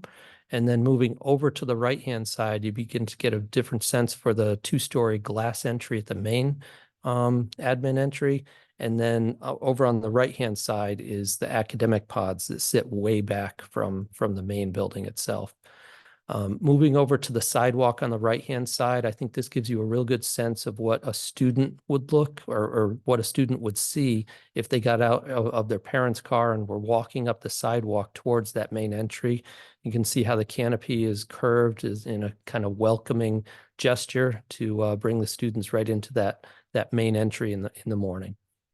And then getting just a little bit closer, it begins to show some of the detail, and you get a sense of the texture of the stone, the tone of the materials, and really the scale of the front of the building. And then working around the back, this is actually the north side of the building. You can see the fire loop in the foreground here, so that paved fire loop coming around. And then what you see in the stone structure are the floor captain spaces. So that's actually the vice principal's office with a good window to the outside. And we've accommodated some outdoor learning areas, so a teacher can bring an entire class out there. There's some benches and seating and an open area where they can do some outdoor learning activities. And you can see intentionally the scale of the building on this side is one story. It's fairly low to directly address some of the concerns from the neighbors to the north that we heard from pretty early in the process, that they didn't want to see a real big, tall building. The other thing that you can note is that you don't see any mechanical units up above the roof line there, and that was very conscious. We've moved quite a few of the rooftop units indoor, so those air handlers are in indoor mechanical units in basement space below this academic wing. But it affords us a lot of space to put photovoltaics across the entire roof, really take full advantage of that sustainable opportunity. And it takes all those big boxes off the top of the roof. I think it makes it a lot more aesthetically pleasing from this side. Working our way around the site a little bit, we have a rendering that shows that one-way bus entry coming in off of Orchard. And you can see the two-story classroom wing. So the buses would pass by that, stop along the right-hand side, drop their students in the morning. This will be a gated and controlled entry. It is a one-way. So only a few staff will be allowed in there. They'll have card key access. They'll be able to pull into their designated parking spot. And then each of the buses will have a card access key where they can pull up to this area and be allowed into the bus loop. So during the course of the day, there will be no other vehicles in this portion of the building, which we think is really going to cut down a lot of the traffic during the course of the day along Orchard, which is another concern that we heard from many of the surrounding neighbors. And then just one last exterior rendering, looking here, standing in the bus loop, looking back at that main entry and the circle and plantings that are located. So you can see the flagpole in the middle, and we've actually we have some detailed plans to relocate Maria's Garden, which is a really important element in the existing Central Middle School site, over to this area where you can see some of those plantings and trees.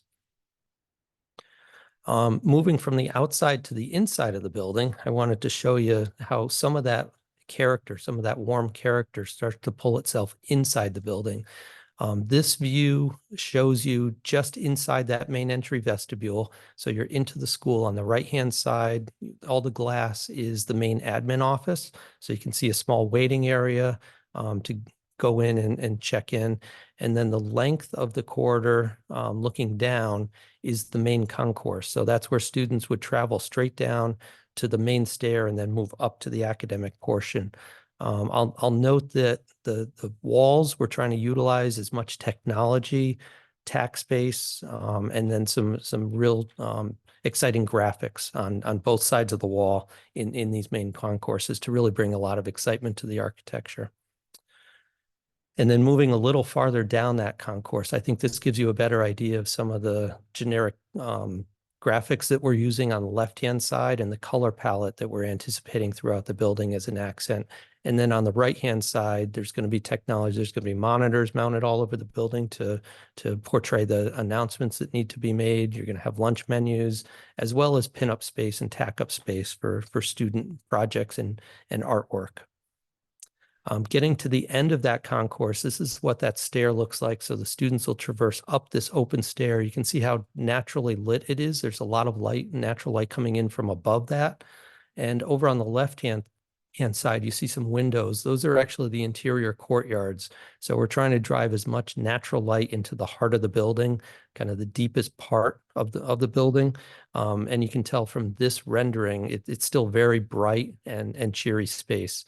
Over on the right-hand side, you can see some windows that look directly into the family consumer science space. We're really trying to put some of those specialty spaces on display.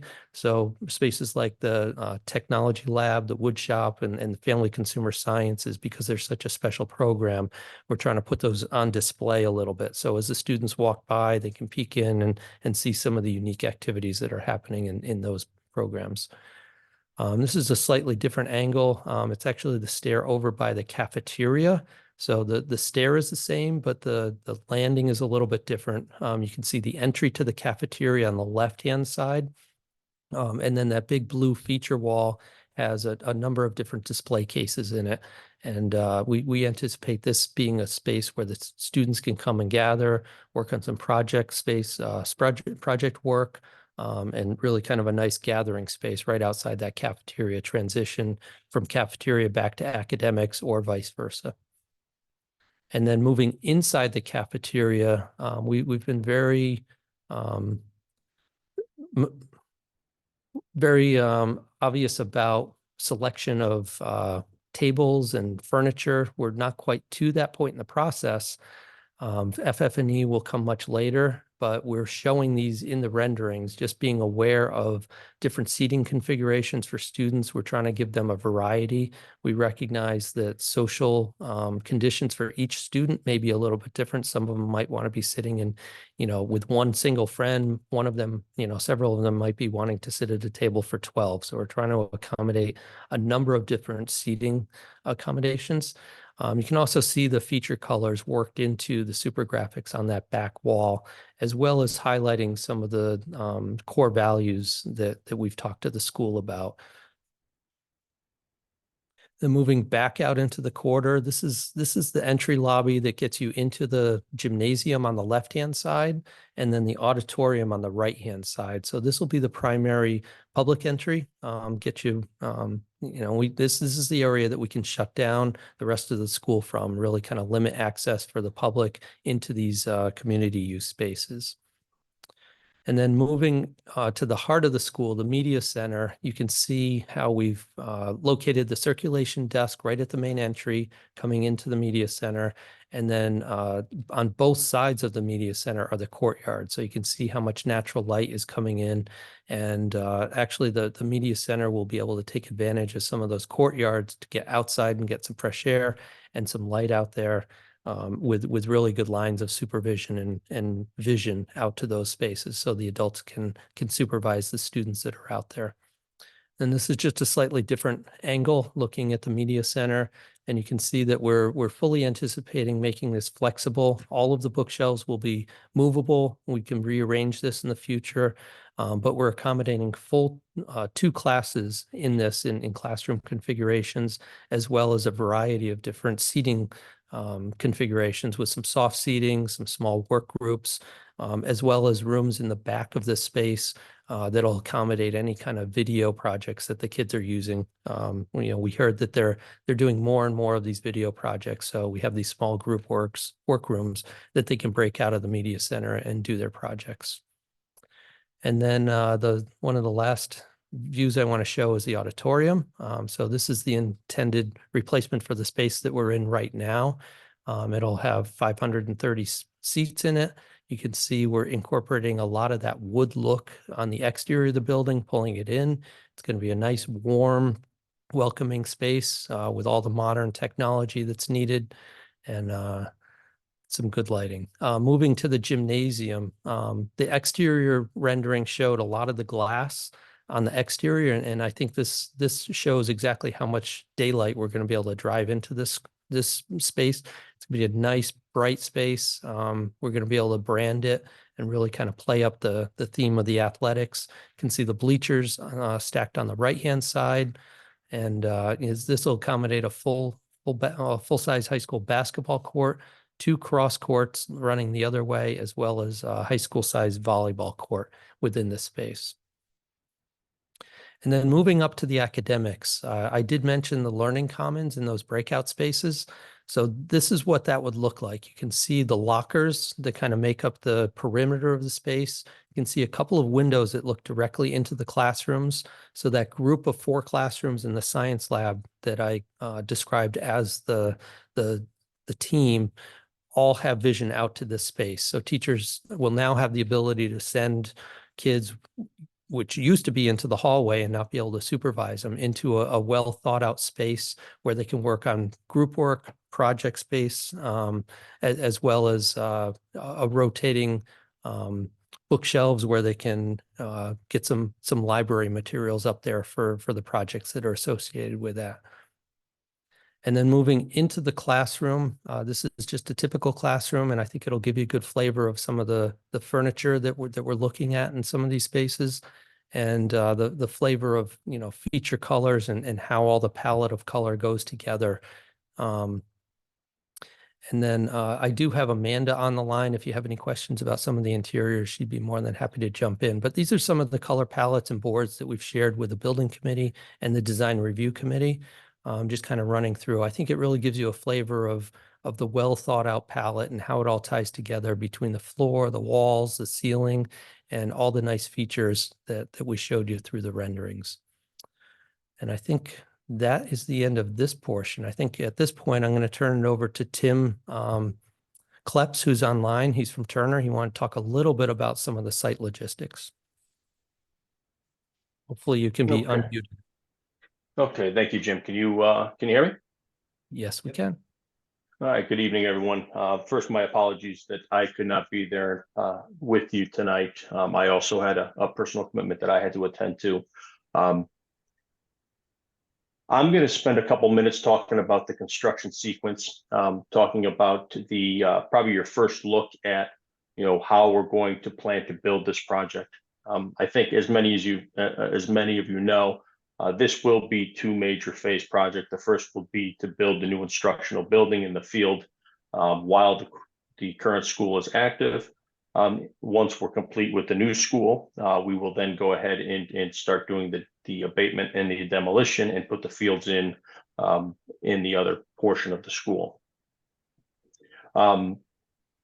The next couple of plates will be looking at some of the major areas of this. These are just a few. We drew these down to just a couple plates of the logistics and the safety and operational planning that we've put together thus far.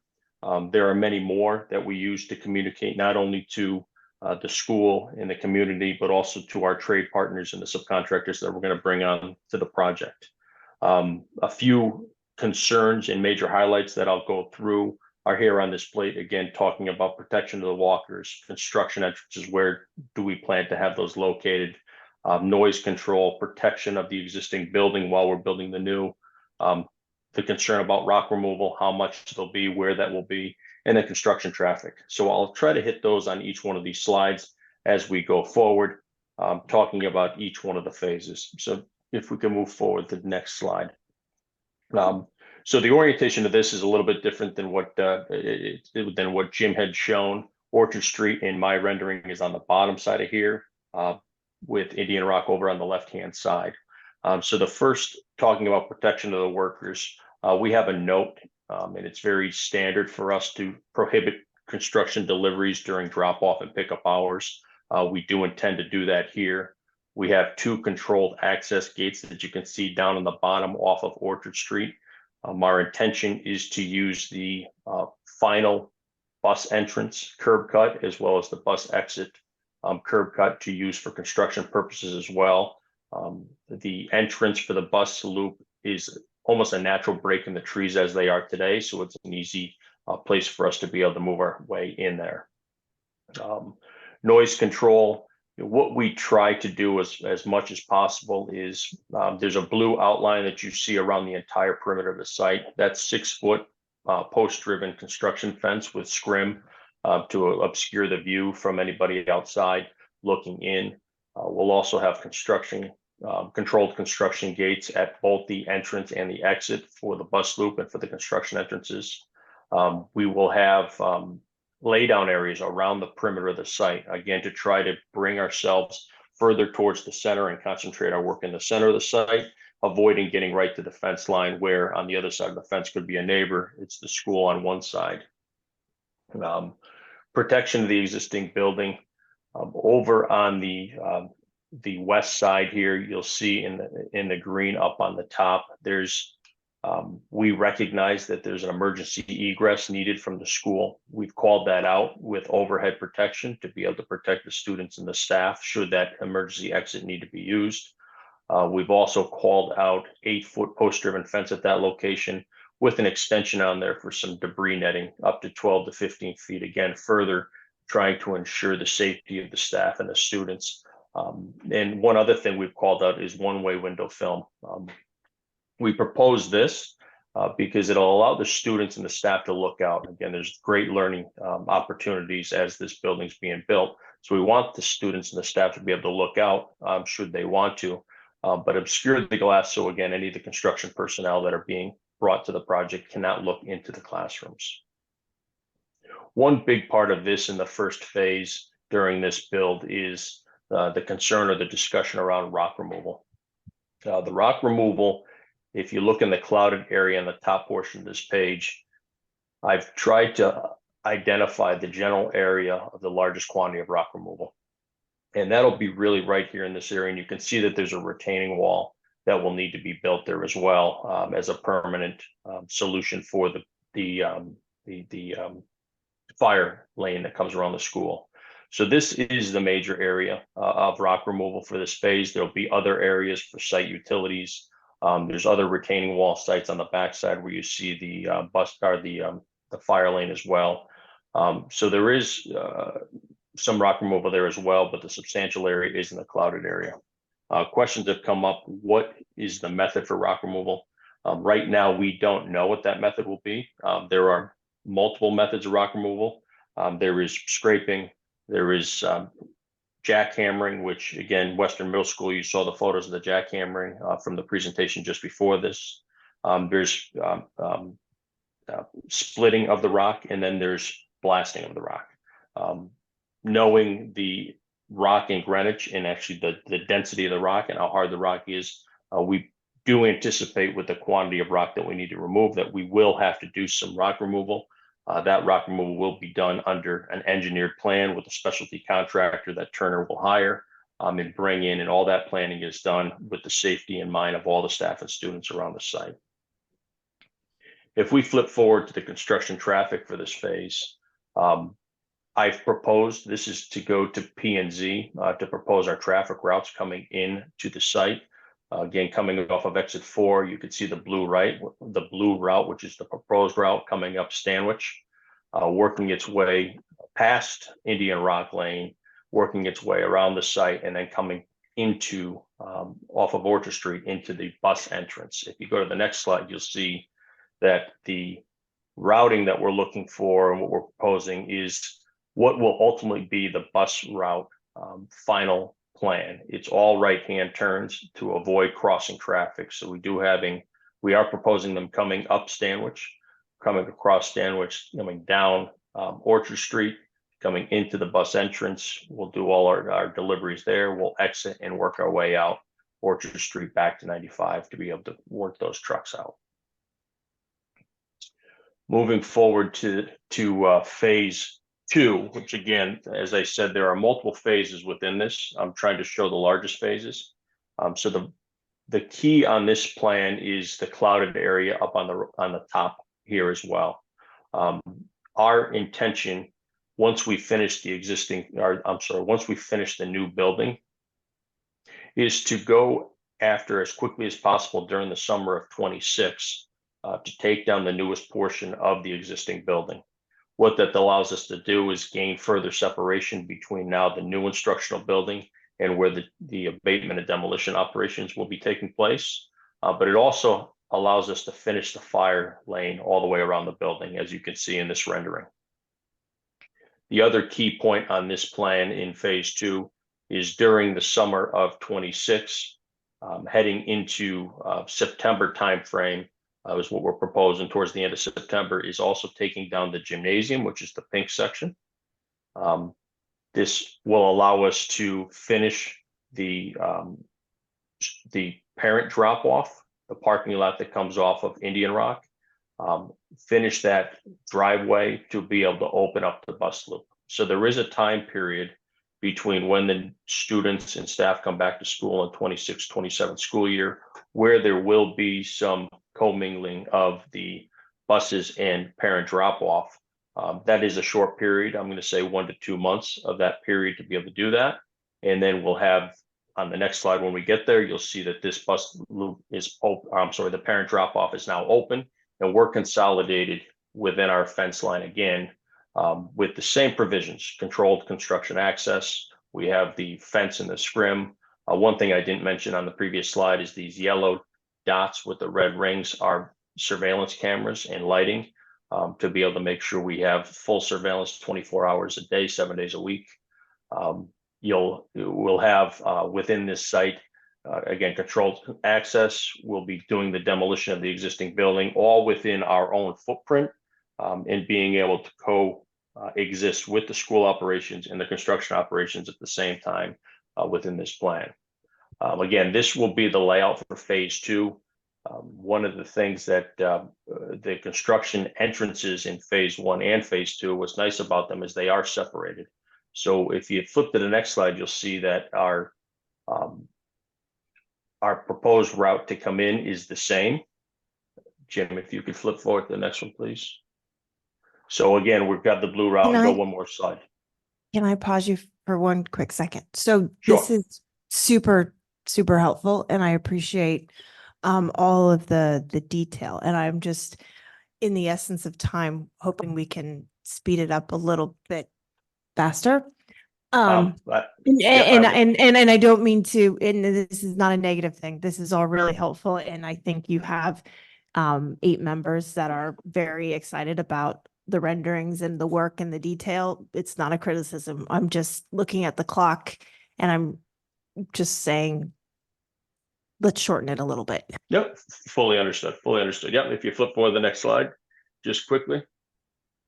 Again, this is just showing coming in and out for the second phase of the work. Again, using Stanwich, coming in, again, separating our activities and our traffic from the school traffic.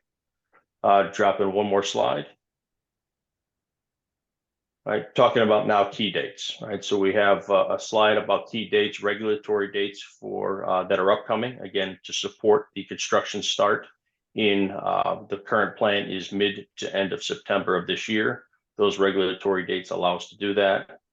This will show us bidding taking place in mid-August through the end of October, getting to a GMP, and again, hitting a construction start, like I said, in mid to end of December. All right, so schedule, we're still on time and on budget, which is really good news for everybody. I know that Kemp had just a couple of closing comments, if you want to add anything, Kemp, and then we can wrap it up. Sure. Thank you. Excuse me. Thank you, Jim. I was going to change my screen share my screen real quick. If you could drop off. I wanted to speak very briefly about the high performance aspect of this project because it's a very important component. As any school project needs to, this project is being designed to Connecticut high performance building standards. And we at SLAM take that to heart with all of our designs. Is a core tenet is sustainable design. And I just wanted to give you a brief reporting out on where we are with this design. You can see this listing of points. Connecticut High Performance has 18 prerequisite credits that all projects have to comply with. And this project is, in addition to those, pursuing 8 energy efficiency, renewable energy credits, 6 credits for indoor environment, 2 for water efficiency, 6 for recycling, reuse, and sustainability, 10 for site selection and development, and 2 for operations and procedures and innovation. On the LEED scale, 2009 version 3, that puts this project into a LEED Gold equivalent using that scale, which we're very proud of, and I think that you should all be proud of. And then finally, I just wanted to talk a little bit about the energy performance. So we've been working with an energy modeler as part of our design team, and this chart shows what a typical Connecticut code baseline project would use per year in energy.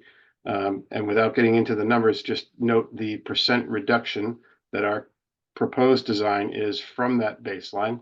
And the baseline is actually quite stringent. And then when we do factor in the potentially 550 kilowatt photovoltaic panel on the roof that Jim mentioned earlier, that energy performance gets that much better, to be 60% better than the code baseline. And you can see on the right-hand side chart that has a real impact to your bottom line as far as dollars spent per year. Kemp, we can't see your slides. Sorry. Oh, Okay, Yeah. because we're on To board wrap with, up. yeah, just send them along. We're on board with you. The bottom line is that this is a highly efficient and effective building that's meeting all of our green codes moving forward, and that's awesome. And we're coming in on budget, which is even better. And I see that the net town cost is down to 104 million, almost 105 million. Also great news. And I think the board has been working the committee has been working really hard to cost engineer. Is that the right word? Value engineer. Thank you. Value engineer this building, and the information today has been exceptionally helpful.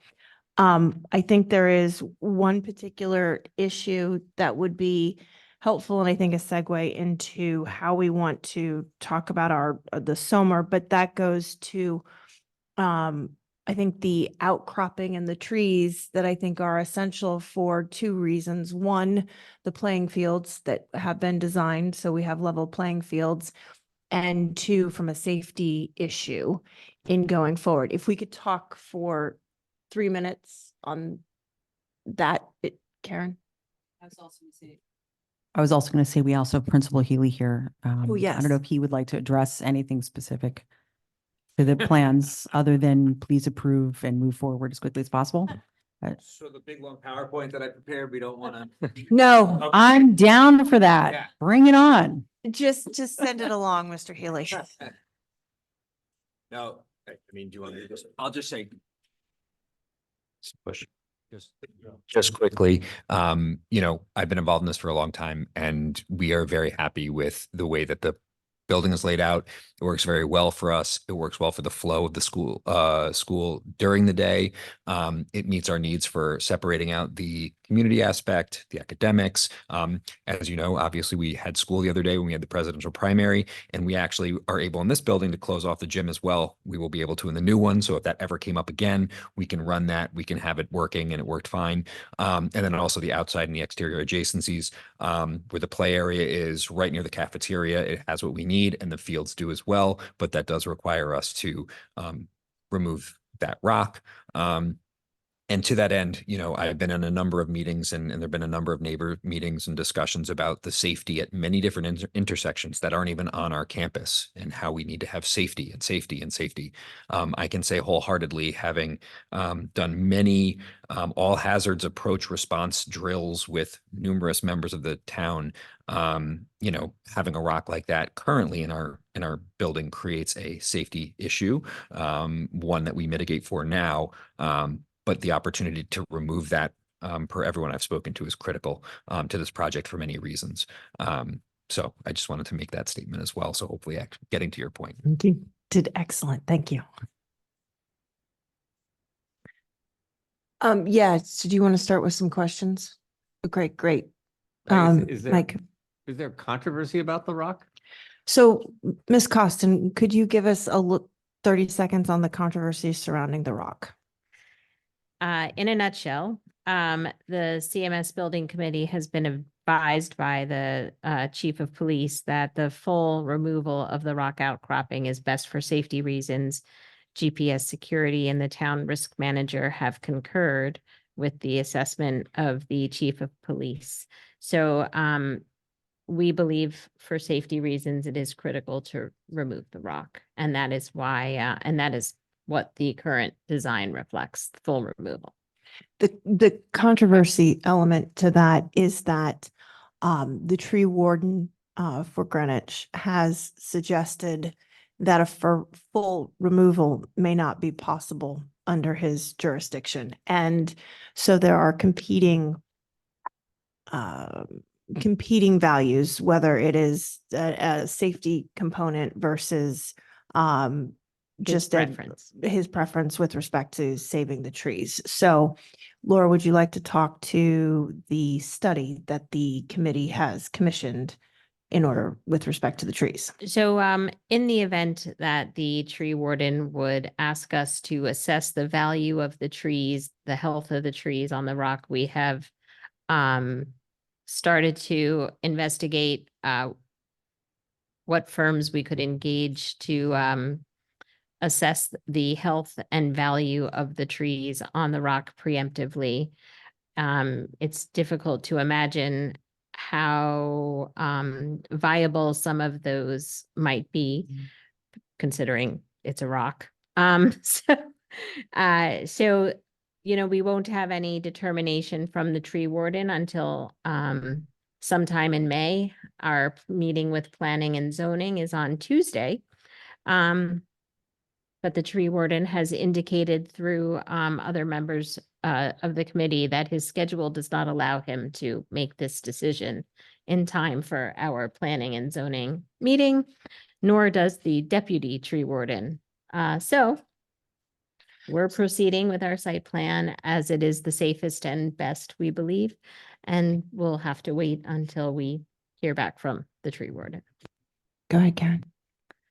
I would hope that something that has been suggested to us by the chief of police, town risk manager, and many others as being critical to the safety of our students, our school, and our neighbors and community. I would hope that the tree warden will understand the critical need to remove that rock. And I think we can be green and break it apart and use it in other areas of this building going forward. But more importantly than that, I know you guys are, and it was mentioned even in the presentation, how many trees and other shrubs, sorry, all I can think of is, shrubbery. Anyway, being added to the site. And so hopefully that will mitigate the loss of one or two of the trees that are located on that rock. We are planting many more than we are taking down and complying with the rigorous landscaping standards of the town. Cody. Is the tree warden a real person, or is he a Seinfeld character? I assure you. Same question for the he's- deputy tree warden. It's real. He's real. He has hearings on trees and, I don't know. Actually, no. It's a state, I believe that the tree warden is a state assigned position. He works for the state. Oh, good. He's sent from Hartford. Oh, I testified at that tree hearing to remove the trees. Although he was conveniently left out of Mr. Lamont's decision to cut down trees.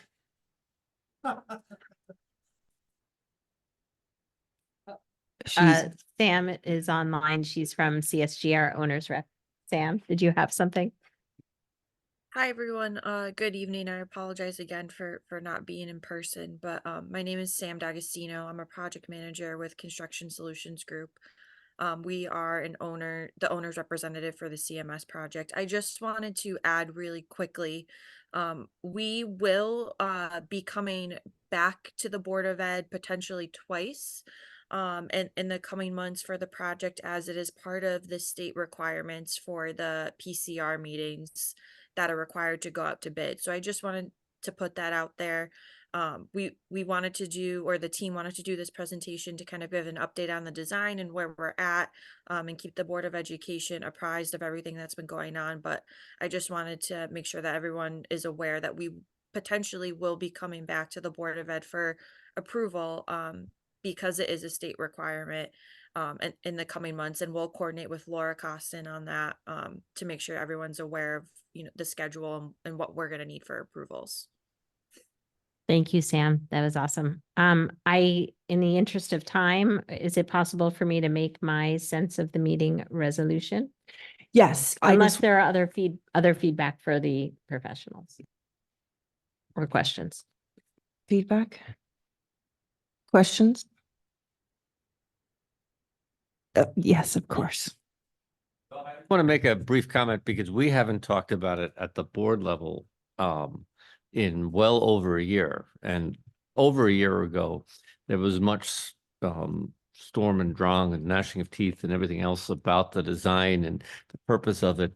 And I think this is marvelous. I really do. I am terribly impressed, particularly with the second floor. I mean, one of the big things that we as a board talked about from the very beginning was the importance of the team concept and the teaming concept. And the design here does that in such a way that it's obvious to anyone, whether you know how middle schools operate or not, how the thoughtfulness and the clarity of why the teaming is so important and how it makes sense there in the 6th, 7th, and 8th grade. So I really appreciate it and wanted to say that.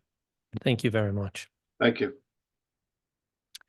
And I do echo that point. I think a lot of us do. I think the design and flow is great. Laura, to your point about the SOMER, the reason why I think taking a sense of the meeting today is important is to give those that will be making decisions, particularly P&Z, and the tree warden, as to what our preference as a board is going forward. We're not voting on it. It's just a sense of how we feel with respect to the outcropping, the rock outcropping with the tree, for purposes of safety and moving this forward. So Laura, I give you the floor. So it is the sense of the meeting that the Board of Education supports the current building design and site plan, including full and complete removal of the rock outcropping as presented.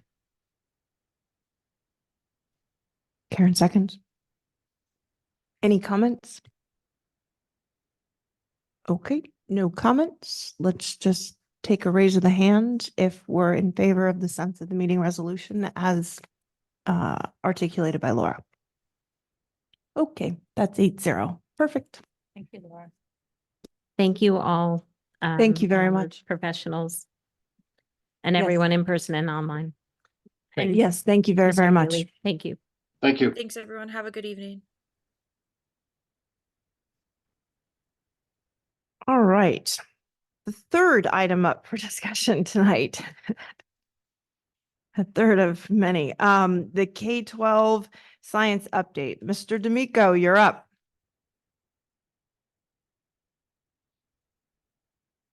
Good evening, Madam Chair, members of the board, Superintendent Jones. So we've talked about moving dirt. We've made sure that Michael talked about the research ed once again. So this will be our first post teaching and learning report, research ed. With me tonight is Tara Fogel, who will be happy to speak to any of your K-8 science questions. And also with me from the 9-12 perspective is Sean Hoyt. You've had an opportunity, hopefully, to review our video and the data that we've provided. I know several questions were submitted in advance. We did provide, I think, thorough responses to those questions. So without further ado, who would like to go first? Come on up. And Karen? I was just going to say, and I will shock you all, but in an interest of time, I know it's late and you all have to be back at school bright and early tomorrow. I had submitted all my questions in advance, and I'm sure they can be shared, the answers, so I won't. Yeah, no, I know. But for others who wanted to, who might see what we were sort of looking at. The only thing I will note is that I am interested to see when we start to look at the state's recommended curriculum for science versus what we already have in play. I'm looking forward to hearing a little bit more about that. Doesn't have to be this evening, clearly, but also just to see what other districts are doing when we get to that point. Yeah, just really briefly to respond to that, our curriculum management plan is robust. We clearly outline when there's a need to have a curriculum advisory committee. When we present the curriculum management plan to you in the fall, we will make a small amendment to the fact that we will do an internal audit in the first half of the school year. And then based on Tara's internal audit, we may move to a full curriculum advisory committee and run our current curriculum up against what the state's offering, and then perhaps a couple of other competing companies. So stay tuned for that. Not seeing any other questions. Oh, Michael. Yeah, I didn't submit anything about the state curriculum, but I share my colleagues' skepticism here, and so I think it makes a whole lot of sense the way you're handling it. And personally, if Tara looks at it and says what we're doing is fine, I think that makes perfect sense for us. Because it sounds like there's a whole lot of skepticism there, what may or may not be coming out of the state. The one question I did want to talk a little bit about, because you talked about it in the presentation, I thought it was great. You're looking at, there's certain places where you have certain formative assessment programs in place, but others where you're looking at it. So I know something you were going to be able to talk a little bit more about. Yeah, that question came from you and Ms. Hirsch. So science has summative assessments in 5, 8, and 11, but that does give us some gap years where we want to learn more about student achievement. We don't have a digital summative or formative assessment platform K through 12 plus like we may have in our benchmark platform for ELA and reading, or ELA and math. What we do know is that the ELA and math benchmark platform does give us predictive indications of students' achievement in science, but we need a more robust assessment platform for science. Sean and I have been slowly trying out different platforms. Currently at the grades 3 through 8, we're looking at IXL, which we use in math, as you know. We are also looking at Tuva, which, as you've heard of many times from me before, it's a digital platform for data literacy. Tuva is now incorporating digital assessment platforms. They're also partnering with some pieces of the consortium, which creates the test questions on the NGSS test. So we like the idea of having an assessment platform closely aligned there, but we're looking at Inner Orbit as well. Now, each of these assessment platforms have some really positive experiences for our teachers and some drawbacks for our teachers and students. We're looking at things like ease of reporting, ease of student feedback, and ease of grading. So is this going to help our teachers in a more automated format? Is it going to give us a way for us to provide feedback for our students and what they can do better? And is it something that we can easily incorporate into our curriculum? It's not going to be an easy rollout. It's something that we are evaluating really closely. And it's something that Sean and I are looking at from grades 3 to 12 plus to make sure that we're aligned and there is some sort of vertical articulation there. Did I get it? You got it. Okay.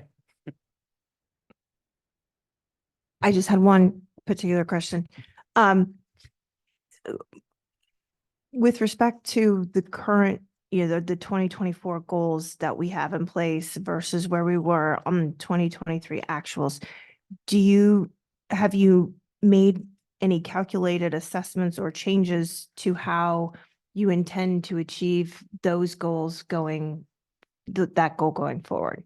I'll speak to the grade 5 and grade 8 goals, which are 76% across the board, if I'm not mistaken. We feel confident that we're able to hit those marks. I do know that one question came in, asked, what do you attribute the immense success that we've had, particularly at the middle school level, and the upward trends we're seeing in 5th and 8th grade on the 3-year trend of our tests? We have phenomenal students, we have phenomenal teachers, and we have a curriculum management plan and a academic coordinator crew who's watching.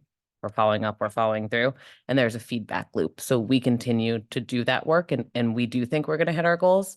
That being said, our current 8th graders took the test in 5th grade. This is the first true cohort data we have. So I'm excited to report on that in the next October achievement report. We do have a benchmark of where they were within 5th grade, obviously with some disrupted years of COVID in between, but we're going to check on that and then continue to watch trends. I think Sean can probably talk to 11. Yeah, thank you. And for grade 11, for the majority of our students, they tend to excel on the NGSS assessment. When we break down by the cohort of students and what classes they're taking, typically students that are in our practical level classes tend to have a little more difficulty on this. One of the things that we found was they were getting significantly less amount of instructional time in prior years, where they had 6 blocks per cycle each year. And if they stayed in a practical course, that would be about 60 hours less of instructional time by the time they got to their junior year, which obviously is quite concerning. And so one thing that we started to do last year was we increased the amount of instructional time for students that are going into practical chemistry, practical physics, and environmental experiences. So that basically picked up about 40. If they start in their freshman year, they would get back about 40 hours of instructional time. Next year, we're going to be adding in a lab class for every single practical class to ensure that all the kids are getting an equitable amount of instructional time as the students in their on-level courses. Within those and within that instructional time, what we adapted some of our short experiences to make sure that the students are receiving novel phenomena within those lab blocks and really helping them be able to see new ways of looking at the problems and trying to make them really hands-on so the students are actually really engaged within those lab blocks. This year we broke them up into a lot smaller cohorts, but unfortunately they didn't have their classroom teacher. Next year, we're going to ensure that they have their classroom teacher and in that lab block. Oh my God. No, I think that's great. And I'm excited that you've found that the differential and where kids are struggling is that practical component where they were really, I mean, I'm just shocked that they were not having 60 hours is the difference. And that's unfortunate. So we may not see all of the change maybe coming out right next year, but we'll see it in years going because we're increasing that instruction. And I'm a firm believer of getting back to the basics of increasing, math and history and English and the amount of time we spend on those, because I think there was a deficit. And to know that from our practical standpoint, which is our learners that are not that are on a particular path, to get them more on science, that's really great and critical. And I think that that's a good find. So I'm glad we found it. Thank you. I didn't realize it was that much. So is that simply that those practical science classes didn't have labs attached to them?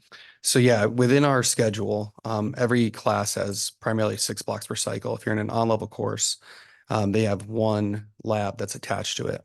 And if you're on an honors level or an AP level course, you have 2 labs attached to it, making it 8 blocks per cycle. And so as we were going through and breaking down some of the statistics for how our students were doing and looking at how much instructional time, this was one of the biggest things that we found that we needed to increase. Tara and I have also been looking at a lot of data in the middle schools and how students are performing on their standardized testing, and see if we can come up with a better recommendation system for students that are going into 8th grade, into their freshman year, if we can make sure they're being placed in a more appropriate fashion, and giving better recommendations, so we can also communicate with the families better on the placements. Wow, that's fascinating. I mean, wow. And the wondering I had about that is, do we think we have enough the right curricula in those courses, or is that something we have to look at? Yeah, and I appreciate that question. So the performance expectations are the same, no matter what level of biology that the students are in. The biggest differentiator would be the depth in which the material that the students can get to. And so, for example, if we're talking about a major differentiator, especially as you go up into our higher level courses, would be the math. Students that are in our on-level courses and in our honors AP courses are in a lot higher level math, and also in the chemistry classes and physics classes. More importantly, the level of the rigor of the math and the depth of which they do the math in those courses is quite extensive. And so that's where we see that students really struggle. And so by adding that and increasing that instructional time also within those courses, we'll be able to fit more of the computational thinking in for those students.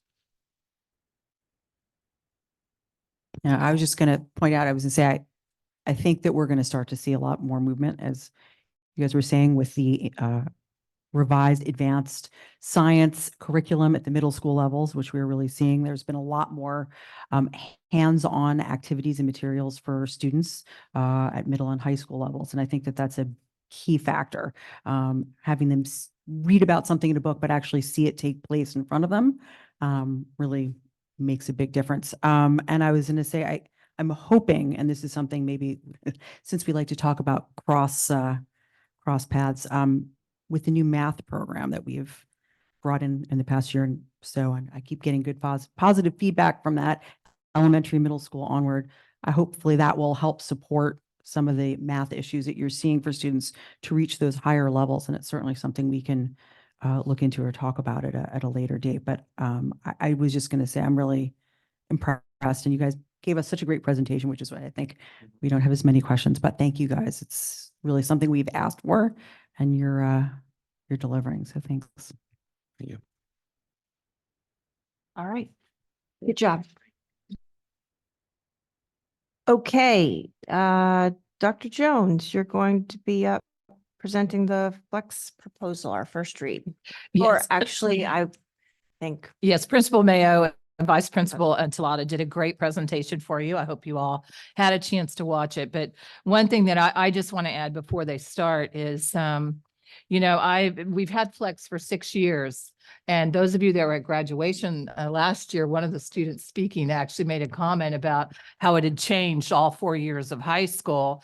I've watched it for 5 of the 6, and it's been a challenge. And I want to say, I think I commend the high school administration. They've tried so many different ways to approach this, but there are some real challenges with it. And I hope that as you listen to them tonight, that you'll really understand what some of those challenges are and why so many of their staff actually support a change. Good evening, everyone. Chairperson Kowalski, Dr. Jones, members of the Board of Education, and whoever's left back there. Folks, we've been, first of all, thank you for taking the time to review our presentation. We deeply appreciate that. And I say our presentation because I have our entire administrative team here, because we all support the proposal that you have in front of you. There are some concerns such as traffic and the ability to meet in clubs and receive support after school. I think one of the things that popped in my head when I was listening was that maybe the late buses need to be a little bit earlier. So instead of leaving at 5 or 4:30 as we have in our proposal. Maybe they leave at 4, which gives students plenty of time to meet in clubs and have transportation home. So that might solve some of the problems. There are other kinks that we need to work out with clubs and extra help and everything like that, but that's something we would work on over the summer. And as we do, we meet for an entire week over the summer, and we could definitely make those changes to make sure that the students, because this is all about students, not about us, make sure the students get access to their clubs, get extra help if they need it. So I'm ready for questions, guys. Thanks. Yeah. Karen? Having been someone who has sat on, I think, every single flex time review committee we've had over those past 6 years, I can say I know that the administration at the school, along with students who've also been involved, have come up with countless different ways to try to make flex time really work well. And no matter what has been come up with, it just has never addressed the needs that it was originally intended for in 100% of the way. And I know you guys have done an incredible job trying everything you can to make sure that the students get everything that they need in that time. I just want to make sure for people that didn't watch the presentation, what we're talking about at this point is taking the time back from flex time and adding more instructional time into the classroom for students, making each block 2 minutes longer. As the time at those blocks was reduced when we added flex time several years ago. And then having the school actually end earlier, about 15 to 20 minutes earlier. I know you guys are looking into busing, how that would affect busing and timing and cost. And the only question I would have for you, if you're talking about changing late buses timing to help support those students who might want to stay for clubs and need a way home, is also to look into how many student athletes use those late buses versus students who are staying for clubs. And if we're finding that student athletes aren't truly using the late buses, then that's a great opportunity to probably provide more support for students who are using the late buses for other. Well, from my observations, Karen, over the last, 31 years, there's a gap in there, but yeah, the athletes rarely use the late bus. They are picked up in the back by their parents, or they drive home on their own. But I've rarely seen athletes get on the late bus. And Peter probably could, speak to that as well, but he sees the pickups after athletics are over, and usually the late buses are gone by the time practices have concluded. Oh, and I know that flex time is used by some kids who have extra time on their tests and assessments. How would they be accommodated if it were to be eliminated? Well, they can still be accommodated in the same way after school or during the school day if in a learning center. The teachers aren't going anywhere. The students are leaving at 5:03, not the teachers. So I guess they would just have to take a late bus home. yeah, but I think by moving the late bus time, there's less time that they're going to have to be waiting. And by the way, we will have a new front entrance where they can wait comfortably, I hope, by then. Out of curiosity, how late are teachers required how late are teachers required to stay at the high school? Well, we have a 50-minute wraparound time, Karen, so we can break that up 20 minutes before, 30 minutes after, or 30 minutes before and 20 minutes after, however we want to do it. And we'd have to talk about that and what would be the best timing for that. Okay. Yeah, I guess you and I had a great opportunity to talk about this yesterday, so I'm grateful for that because you answered a lot of my questions. But I guess my concerns, and obviously listening to Caleb and Omar this evening, was to address the fact of the club component, right? Which is actually something I hadn't thought about. So I'm glad they brought it to our attention, is those clubs that are after school and making sure those kids have an opportunity to use that time, and that there is enough bus service to get everyone home. I'm unfortunately not educated enough on the after school, the late bus component, but I assume a late bus is offered to every student in that capacity. But also there are fewer buses for late bus. So it does take everyone a little longer to get home. And that would be some of my concern as to how to accommodate those kids and the number of buses and when they would actually get home.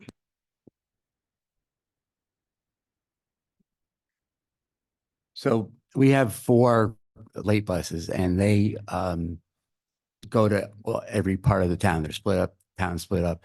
And it shouldn't take that long for the students to get home with 4 buses. If we thought that it was a major problem, there's a possibility we could always add a 5th bus, but that, again, that adds money to the budget. What we could do, and what we talked about yesterday, Karen, is do some video. I mean, we're really good at Google Meets now, and clubs can meet through video as well. They can go, kids could go home right after school and jump on and have a club meeting.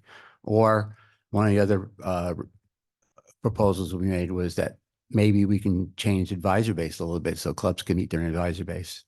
And clubs right now meet after school, they meet before school, and they meet at night as well. That was the one thing I was going to just comment on, is that over the years that the flex time has been discussed, it was initially discussed that clubs should not be meeting during flex time because every club has a staff advisor, and a lot of those advisors needed to be in their classrooms for extra help or support. So while some clubs, I guess, meet during flex time, there are also a ton of clubs that don't. So it would only have an impact for a few clubs on the regular basis. So I like that the opportunity you're looking into of ways to support students. And I think if we allow if students are allowed to do Google Meets for clubs, actually would probably provide more students an opportunity to be participatory in them. And we'll work directly with Karen Foster, our Director of Student Activities, for her to weigh in on this because she knows clubs better than anybody in this room. So, and we'll get her opinions before we put things in place. We had Kathleen and then Wendy and then Cody. Just staying on the club theme because it seems to be our focus. But I liked what Caleb said tonight. It's true, right? If the big clubs is not a problem, but the sort of clubs getting off the ground. I have found that flex time is helpful because, especially for the kids that are athletes, right? That was their only time to actually join a club when you think about it, because they had that half hour. Now, I like the idea of the morning as well, but then I guess that's a question of equity, right? Because not everyone could get there in theory by 8. So I'm throwing out all the other ideas. I know you're working on it because the advisor base, I thought we had to do certain programs during advisor base. And so we'd be limited in adding clubs under state law, but maybe I'm wrong about that. So Well, advisor base isn't part of the state law. Advisor base is something that the New England Association of Schools and Colleges recommends that we do. So if we want to be accredited, we're going to have an advisor base. What we do during advisor base is pretty much up to us. right. Oh, okay. All right. So that's so basically you could sprinkle in all these different things and maybe achieve the sort of 8-day cycle that you're looking for. Because that was my other issue with clubs, right? If you move it down to just just the advisor base, you're down to 2 days a month or something, right? It's amazing that, you would think that we had those COVID years and that we would have less clubs.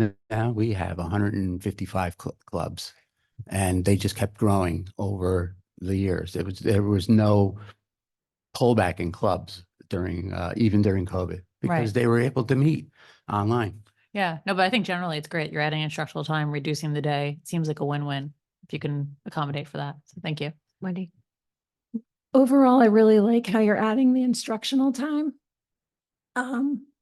But are we forfeiting any time with getting rid of flex? Because it looks like there's some extra time left over. Well, flex was counted as instructional time, believe it or not. So really, we're not. There in classroom instruction, it's going to go, 2 minutes. So it's going to go from 53 minutes to 55 minutes. When I left the high school to go to Eastern, it was 58 minutes. And then we brought in our school start time, and and had to bring in flex to give the athletes and other children a chance to get to their jobs, go home, take care of their kids and stuff like that.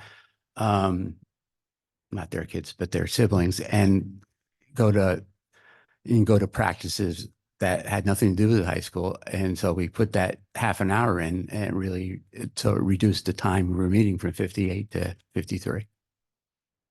But it still counts as instructional time, right?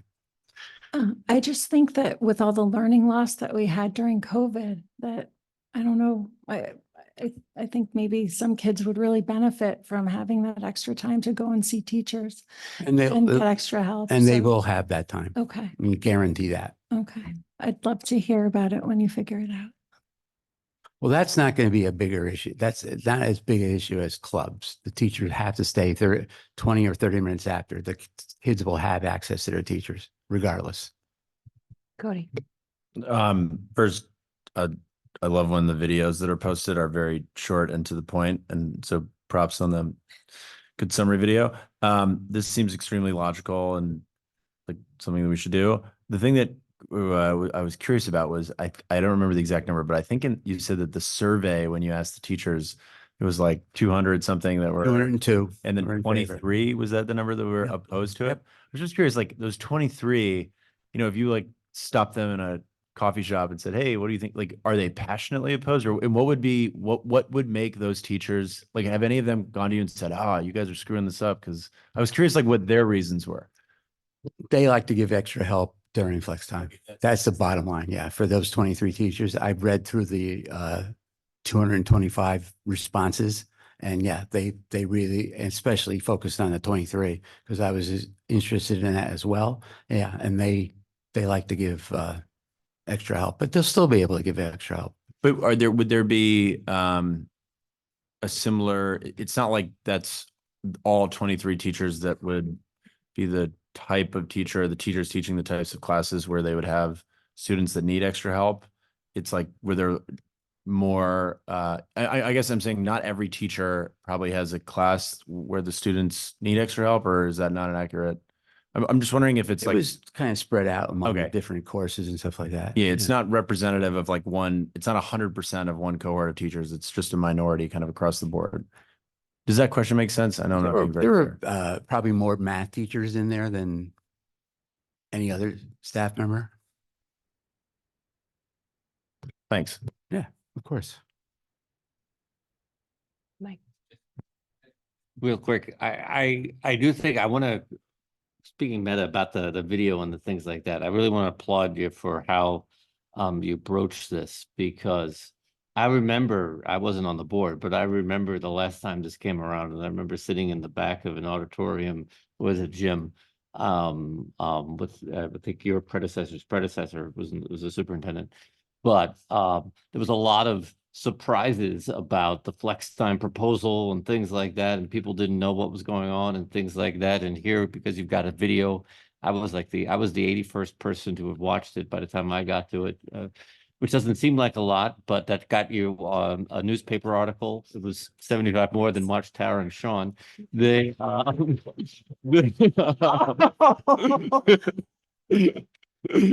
Mike, I think the muffins got more publicity than the schedule. But student government and everybody, and then the surveys and things. So it's no surprise, and is able to have a conversation in all seriousness without a lot of unnecessary controversy. I think that's really important. I really appreciate it.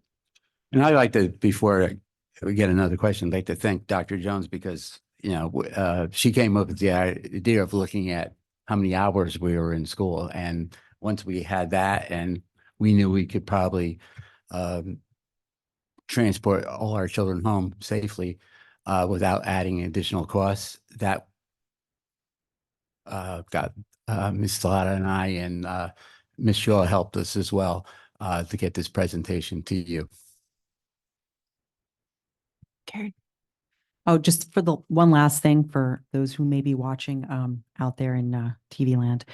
One of the questions I did ask was how this would possibly affect staff or, you know, teaching hours, you know, that it's contractual and so forth.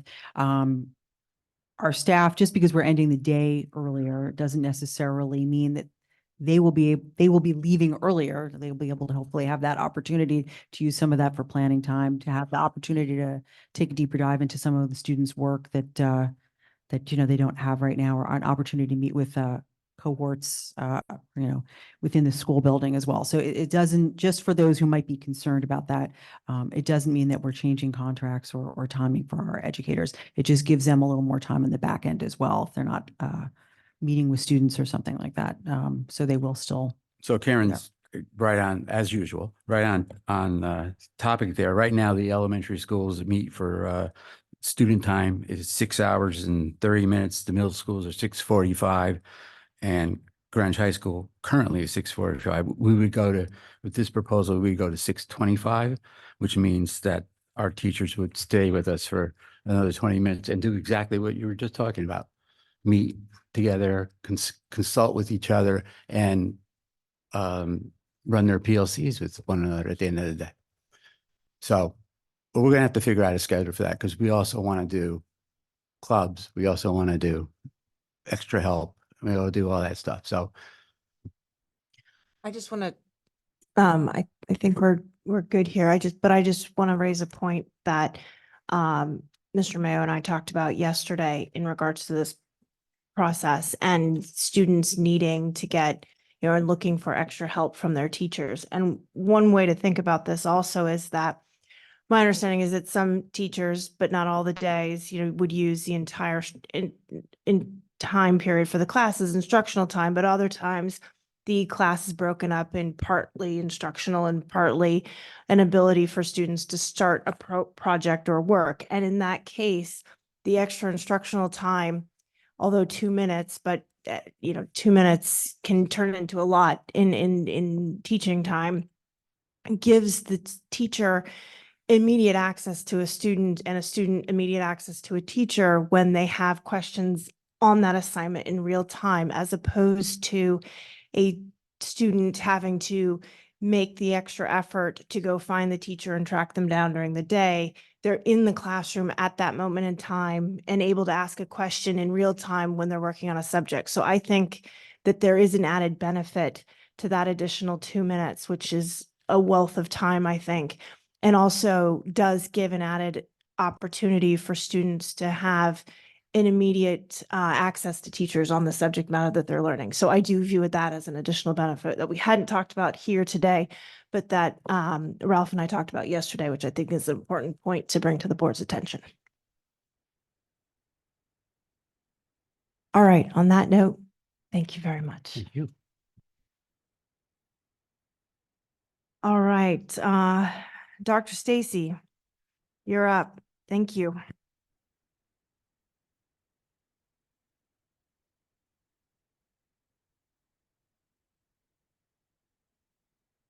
Good evening, everybody. About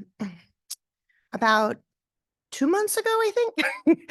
I like to visit you guys often. So about 2 months ago, we did a presentation update. And following that, there were some questions about getting some additional data. So we put that together in this presentation. Some of it, I just want to point out, like the initial referral information is hand calculated data.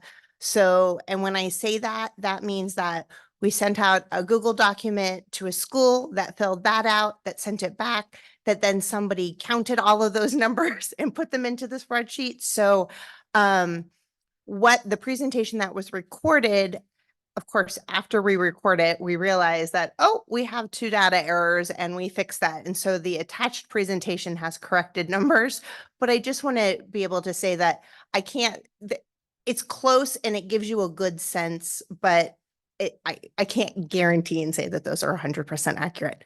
A lot of the other data following that was pulled from the state and so from EdSite. So when we talk about the demographic information, the staffing information, the SBAC scores, Jen Lau actually put those together, and the disproportionality data, that all came directly from the state. But I just want to kind of point that out. So, and for all the viewers out there, if somebody says, but I know that there were one more referral, we did the best we can. And I really want to thank my team and especially my secretaries as well, who really put a lot of time in putting that all together. So just on that note, before we get into questions, thank you for this, because it's helpful to see. I think it's clear that a lot of work went into this, and there is a lot of data here, and we could probably spend hours talking about it, which none of us want to do. But doesn't mean we won't have that conversation. And I'm sure there's some immediate questions, and I know that I have spent a good amount of time on it, but not enough time. And I will have some follow-up questions. And I think what would be helpful, although I'm not telling anyone that they can't ask questions, but I'm just saying what I think might be helpful, because there is so much data, and I know it has been a topic for the board, that when we could submit questions along the lines that we do for our budgetary process in a Google Doc and share those so that you can answer them, we can all see them, and we can have a much broader discussion, because I do think there's a lot of information in here. And I know that I reached out to our SEAC folks, and they're taking a look at this, and I know that they've got some questions too. And so if they're watching, I'd like, I encourage them to submit the questions to the board so we can get them also to you. So on that note, I open it up to the floor to Karen. You have Yeah. questions? I was just going to say also, in the interest of time, much like Karen, and I know I stopped before the meeting to say thank you for all of this. I know Karen and I were a little frustrated with the last report because it was missing all this data. So I cannot say thank you enough for actually going back in and doing this deep dive. I know it's stuff that you guys look at on the regular basis, but we appreciate having the opportunity to look through it as well. So thank you to your team and to all of those in the district who really worked to get this information to us. So I appreciate that.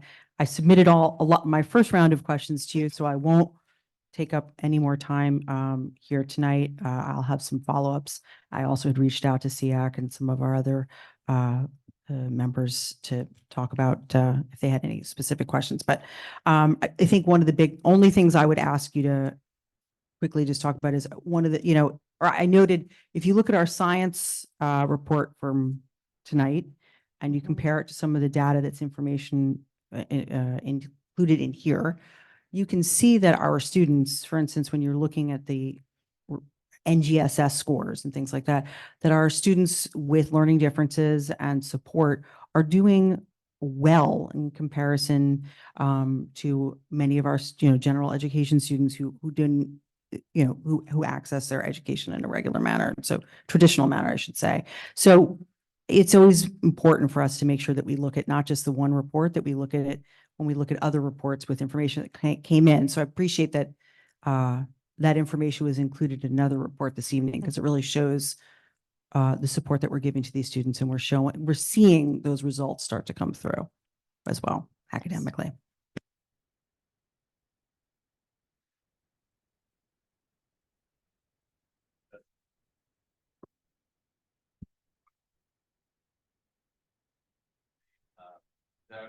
Mike, you have to hit the button. Mike, could you is it possible for you to put the special ed PowerPoint up on the big screen? Technically slide 37. Give me one moment to pull it up.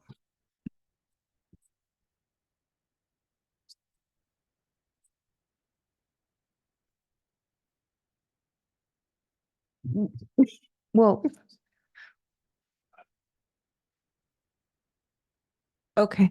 I just have an overall question. If I look at, particularly the growth in math or ELA and science, you see some trends going down and you see some flat, and you see, a particular, maybe a one year and going up.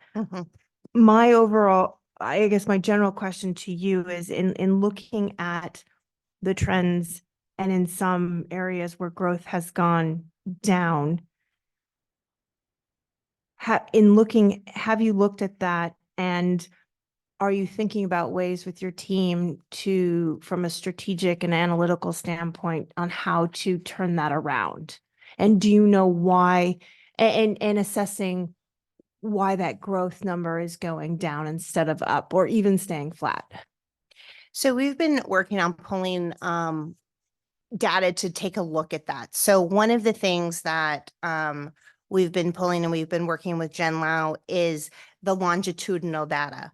And kind of looking at what are the trends that we're seeing with our students. And so we're looking at like 5th grade and taking a look back to where students started out in kindergarten first, and are we seeing trends, and we're looking at what grades we see like students are really starting to struggle and really dipping. So we're looking at that, as well as we're looking at how we can triangulate some of the data from like the DIBELS as well as the IXL to like really look at how do we, because the problem with the SBAC scores is we don't get them till later. And when you're looking, you can't go, what does 4th grade look like across? You have to, do that little diagonal, which is a little bit harder. And I pointed it out because we're missing 1920 and 2021. So, if you want to look at where our 8th graders are, you go back and you can see them in 7th grade, but you can't see their 6th grade or their 5th grade performance. So it longitudinally, it's a little bit difficult trend wise. So we're really pulling it on a student basis and taking a look at that. And then looking at how can we, what is our growth performance and how much are we growing, because we need to be making 100% or more growth if we're looking at closing the gap. So we're really taking a look at not just the scores, but what kind of growth our students are making so that we can start then looking at the more, the assessments that are given more often and doing the benchmarking versus the progress monitoring to see how we can monitor that better. And is it an instructional, is it a materials? Is it an instructional? And kind of figure it out. We've introduced big ideas recently, and I think that has helped a lot of our students respond to that. Mike Reed has worked with many of the special ed teams and with Bridges as an intervention. So we've been incorporating that. So I think that helps address some of the math. And then with foundations, really looking at, as we've, we're 4th grade this year, it's these slow growth. So some of our older students, our 4th and 5th graders, never had that instruction to begin with. So, there's multiple components in there, and we're trying to do an analysis of each of those. I know that was a long answer to your question. No, but I think you're looking at it the right way, right? Which is trying to understand, and I know it's hard when SBAC data it's stale by the time you get it, right? It can be a helpful tool, but it's really is stale by the time you get it. But it's trying to understand how to achieve, growth and why those kids are not succeeding or not growing enough as to what they should be. Exactly. You just said it. That's why I wanted to pull up the slide, because folks watching at home and things like that, the inclination is to look across, but like you were just saying, you can't do that, right? So for example, you can't say in 4th grade that we went from 41% to 34%. What you can say is that last year's 4th graders, their growth metric was 41%. And then this year, their growth metric was 37.5%, right? Going to 5th grade. So if you look at that, the areas where we did the least, or we grew the least, was really very much in middle school. And it's interesting because in 8th grade, those 8th graders that grew this year or last year at 30.5, if I did the math right, they were in 4th grade back in 18-19. So even back then they were growing more. So I'm glad you're looking at that. I guess my question or my concern is, it sounds like at this point in the or the evolution of our special ed programs, right? We've done the audit. We've gotten we've rightened the ship a bit and we put different structures in place, and now rightly we're looking at the impact of kids, and if we're making which we want to do, particularly with this population, if we want to be making accelerated growth to close these gaps, we have to be looking at, so what's going on with what went well with our sixth graders, because they grew at 10 points on average, 10 points better than they did the year before. But something weird is going on in upper middle school in math. And if you look at ELA, fifth grade seems like it's a lagging indicator, both in, it'll be the other way, Mike. Fifth grade in ELA would be the lagging indicator. There you go. In both, you see that they went from 38% in ELA to 31%. So if we're looking at Linkit and things like that, I know we've got some great things going on in math with IXL that can help track that. I'm always curious about reading levels. I don't know how well we're doing that. If we can say with accuracy, if we're looking at our fourth graders and classified what reading level they're on, or their Lexile number and how it's grown or hasn't grown. But I think that kind of minute data, the more that gets into IEP goals, and the more we're really talking about that as for accelerated growth, that's really where they're going to continue to hit the rubber to continue to hit the road here.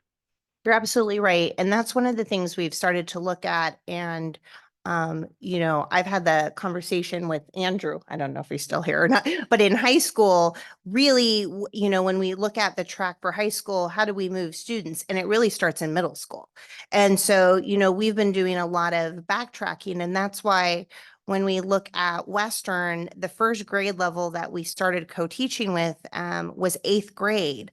One of those reasons was so that we could have more students in the 8th grade co-taught math as opposed to a skills class, because that on-level access impacts what they then have access to in 9th grade, which then changes their trajectory and access while they're in high school. So we've been trying to work kind of backwards in terms of where do we get that, so we can make sure that we have students that are getting that. And I think one of the things we're really looking at middle school is the co-taught math class with, you have your math teacher and your special ed teacher versus a skills class that is taught by a special education teacher. And, are our students getting access to those core content experts? And when is it better to do one versus the other? So that's something that we've really been looking at. And I know that, Mike Reed has been working with Rachel Rubin, our inclusion specialist, and working with the co-teaching and working with some of the math in terms of how do we help provide those accommodations in those classrooms so we can have the students in there, because the research does support that core content instruction by the experts. And not that our special ed teachers aren't, but there's a different level of math understanding than somebody who is a math certified person. Wait. I think Laura had a question first. Yeah, so just maybe you could explain, I'm looking at the district initial referral and eligibility page. It doesn't have a page number that I can ascertain, but it probably does online, maybe just not on my printout. Yeah, they didn't print out on mine either. So I apologize. I'm just concerned because, there is a breakout for school-based versus parent referrals. And I mean, it's exceedingly low for the number of students that are approved for services or, special ed instruction. It was only 43% of those referred year to date have been found eligible And that's when the school is referring them. It's even less for when the parents are referring them. Could you explain what's happening there? Sure. So there's two different standards that we look at in terms of going to testing. So under child find, we need to go to testing if we suspect a disability. And that's a very broad, very wide, vague term. So often we go to testing, but for eligibility, there are actual criteria set out by the state. So there's actually a checklist for a learning disability. There's a checklist for an emotional disability. So when we're looking at eligibilities, so we test based off of or make a referral off of a sense that there could be an issue, but the eligibility has to be based off of meeting the state criteria that they're very specific in who is eligible. So even for autism, there are certain characteristics you have to meet the check boxes and you have to meet those guidelines in order for eligibility. So often we go to testing, but students aren't eligible. They don't meet the criteria of what the state has set because we tested because a student might be struggling. I think the other piece is when we look at MTSS cannot be a reason to delay a referral. So sometimes we have students who are struggling and parents are concerned, rightfully so, but by the time we get through this process, they might still be going through MTSS simultaneously and have then developed that particular skill. So they don't really have that need while they go through that. So that also occurs sometimes. So there's multiple factors, but part of it is going to testing for a referral is a different benchmark than the eligibility part. It just is concerning, particularly if the school is saying, we have a kid who's we're referring and then they're not eligible. That to me is, you know.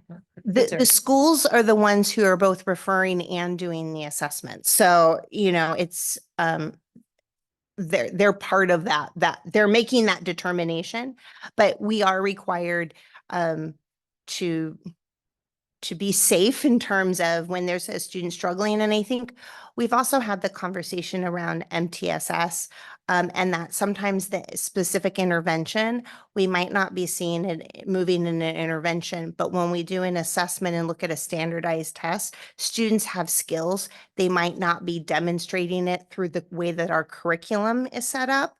And so the teams often have to determine, is it a disability or is it a curriculum issue as well?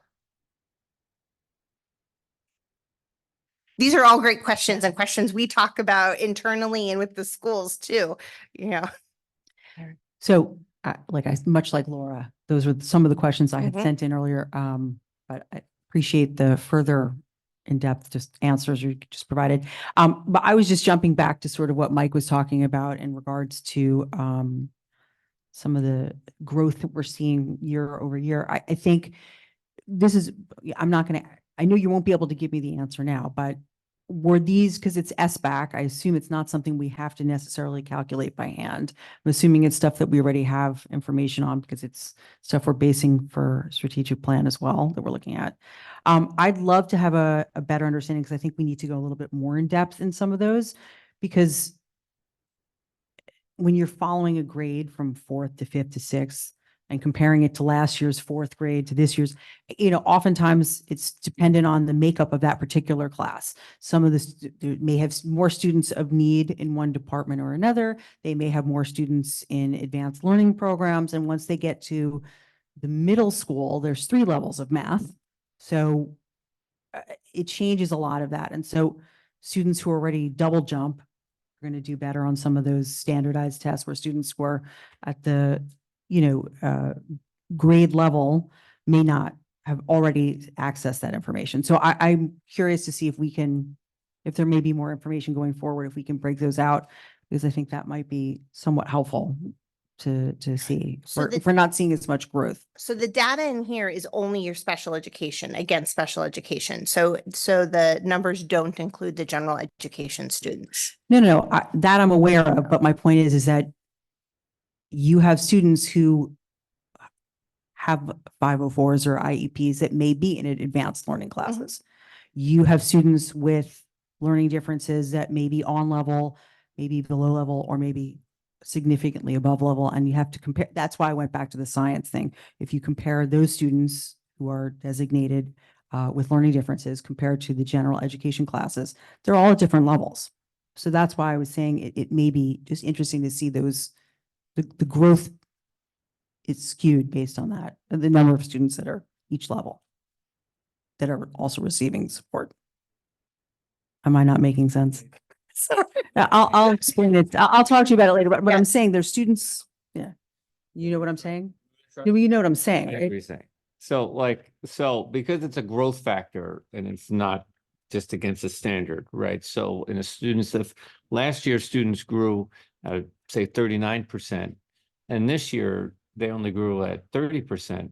Well, that's an interesting question. So how come, what's going on in this particular grade level that our classified students aren't making as much as significant progress? And that's something where you can get minute very quickly. And that's the data that we are pulling and looking at it. And I think it would be hard to share due to the confidentiality factor in certain, like, to say there's a limited number of students that might be in a jump or a double jump class to be able to, it'd be very identifying, but it is the data that Jen Lau has pulled for us that we're looking, because we're looking at the students, and that's why we're looking at that longitudinal, because it's not just about the end growth, it's what is the pattern that the student is making, and what is impacting that. I think it's important to note too, the way that the state of Connecticut measures growth, there may be like a misunderstanding that when you look at a growth number, you're saying a student grew by 37%. It's 37% of our students hit their growth target, and they all have different targets. So I think that's important to say. Yes.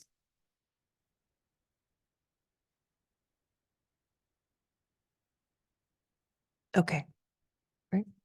So I think there's a lot more questions that we could all ask, but I think everybody's looking at the clock. So brightly You don't want to stay stares. late for me.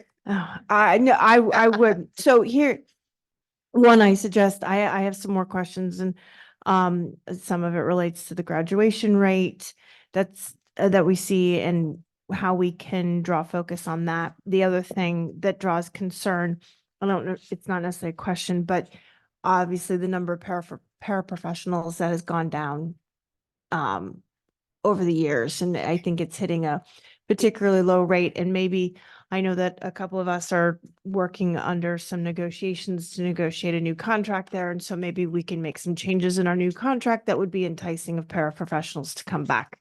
Right. Greenwich. I do want to clarify that, because I talked to David Eisenstein when this pulled up with the 103, because we actually have 118 K-12 paras and 41.5 preschool paras. So that's 160-ish paras. So yeah, I tried to highlight it and asterisk it on that slide because I didn't want to, because the data, it wasn't a right number, but I didn't want to put something that wasn't pulled from the state. Oh, I see. That But makes sense. yeah, Okay. and so right as of 4/16, when I talked to Dave, we have 4.4 para vacancies on that day. I can't say what it is today, but on 4/16. So we have increased both in the number of paras, both FTE wise, and making sure that Dave has really done a great job of filling those vacancies as they come up. Unfortunately, you know, when somebody resigns, it does take a little bit of time to Okay. fill that, but. So I would just make a suggestion here, and Tony, I'd like your recommendation on how to do this. I'd like, because I know there is a large special ed community that is very interested in this data too, plus our additional questions and the answers, how we can make sure that that's posted for public. Yeah, I just want to make sure that in real time that we can post this stuff in it. So I'm just making sure that everyone in the community knows that the questions that we're going to be asking, we will be posting the answers publicly so that they can get them too, just because of the late hour and the in-depth nature of this report. So I appreciate it. Absolutely. All right. Thank you. Thank you again. This has been very helpful. All right, moving right along. Dr. Carabillo on the new state required update to the evaluation system.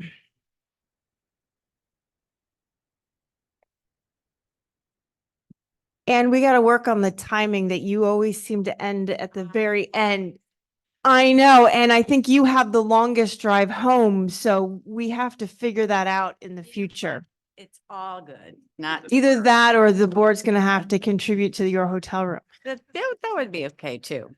I'm really hoping that you had an opportunity to listen to the video and to read the work that this awesome team did. Where are you, Lil? You're part of the team too. So, and I have to tell you, this has been the best team that I have worked with in my 8 years that I've been here. And we got so much accomplished, and they're just a fabulous group. So we have Caitlin Bertram, and she was one of our administrators at elementary level. We have Sean White. We have Ryan, Jones. Ryan Jones. What can I say? We have Tyler McCosey. We have Melissa Greco, and she's one of our paraprofessionals at the high school, and she was on our team as well. And then, of course, Lil.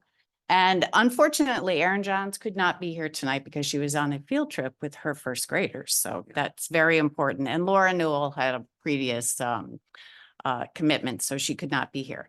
But I wanted them to give you what their experience was and what your questions would be, not to me, but to the team, because they have been fabulous. So I hope you have some questions for them, because they've been working and waiting so long to do this. Are there any questions from the group? They've waited. Okay, good. Wendy. Thank you, Wendy. Sure, no problem.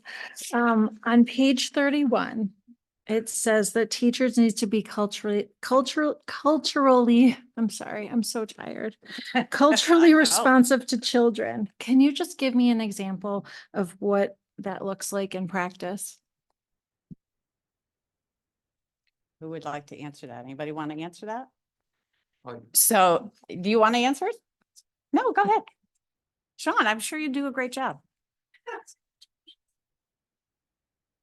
Thank you for that question. I think this is something that we work on a lot with our teachers, and being really receptive to the different cultures that we have within our community, and making sure that we're making everybody feel welcome within our environment, making sure the classroom is very inclusive, and then also taking consideration, especially when looking at different cohorts of students, especially like our EL students, that we understand that kids are coming from different backgrounds, and we want to meet with them where they are, and we want to make sure that we are presenting the information that is culturally relative to them also, and so that they have access to the material.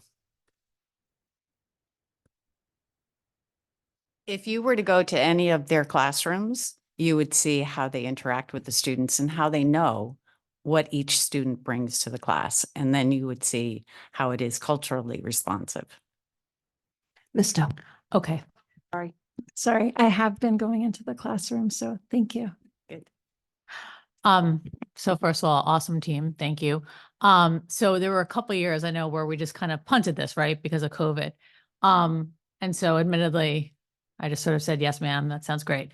But what would you say is like the biggest, like proudest change in this massive document that you think would benefit our teachers?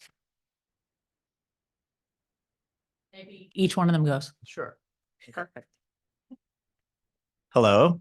I think that when we were taking a look at what the state required, like it is definitely, the state asks us to do kind of more of a stripped down system, right? So it's only 2 columns, which I think opens up the opportunity for more dialogue between evaluator and teacher. And I think that especially for the teachers, myself, Tyler, and Erin, we were really thinking about that's where the real growth happens in the evaluation process, is through that dialogue. And I think when you take away a lot of the sort of extraneous, superfluous kind of paperwork and refocus on the dialogue and the relationship between evaluator and teacher, I think this system does that. That's my take. I think what I'm enjoying most is the opportunity for the teacher to look at the feedback that they're getting and then respond. Whereas a lot of times I think that with the evaluation process, it's been, you get your feedback and you read it and you move on, and there's nothing that goes on after that. But for me to then have to respond to that feedback and sit down and reflect and say, what could I have done differently? What did I not like about that observation that I would like to fix moving forward? That's the opportunity I think it's going to really change all, like, again, the dialogue between teacher and administrator.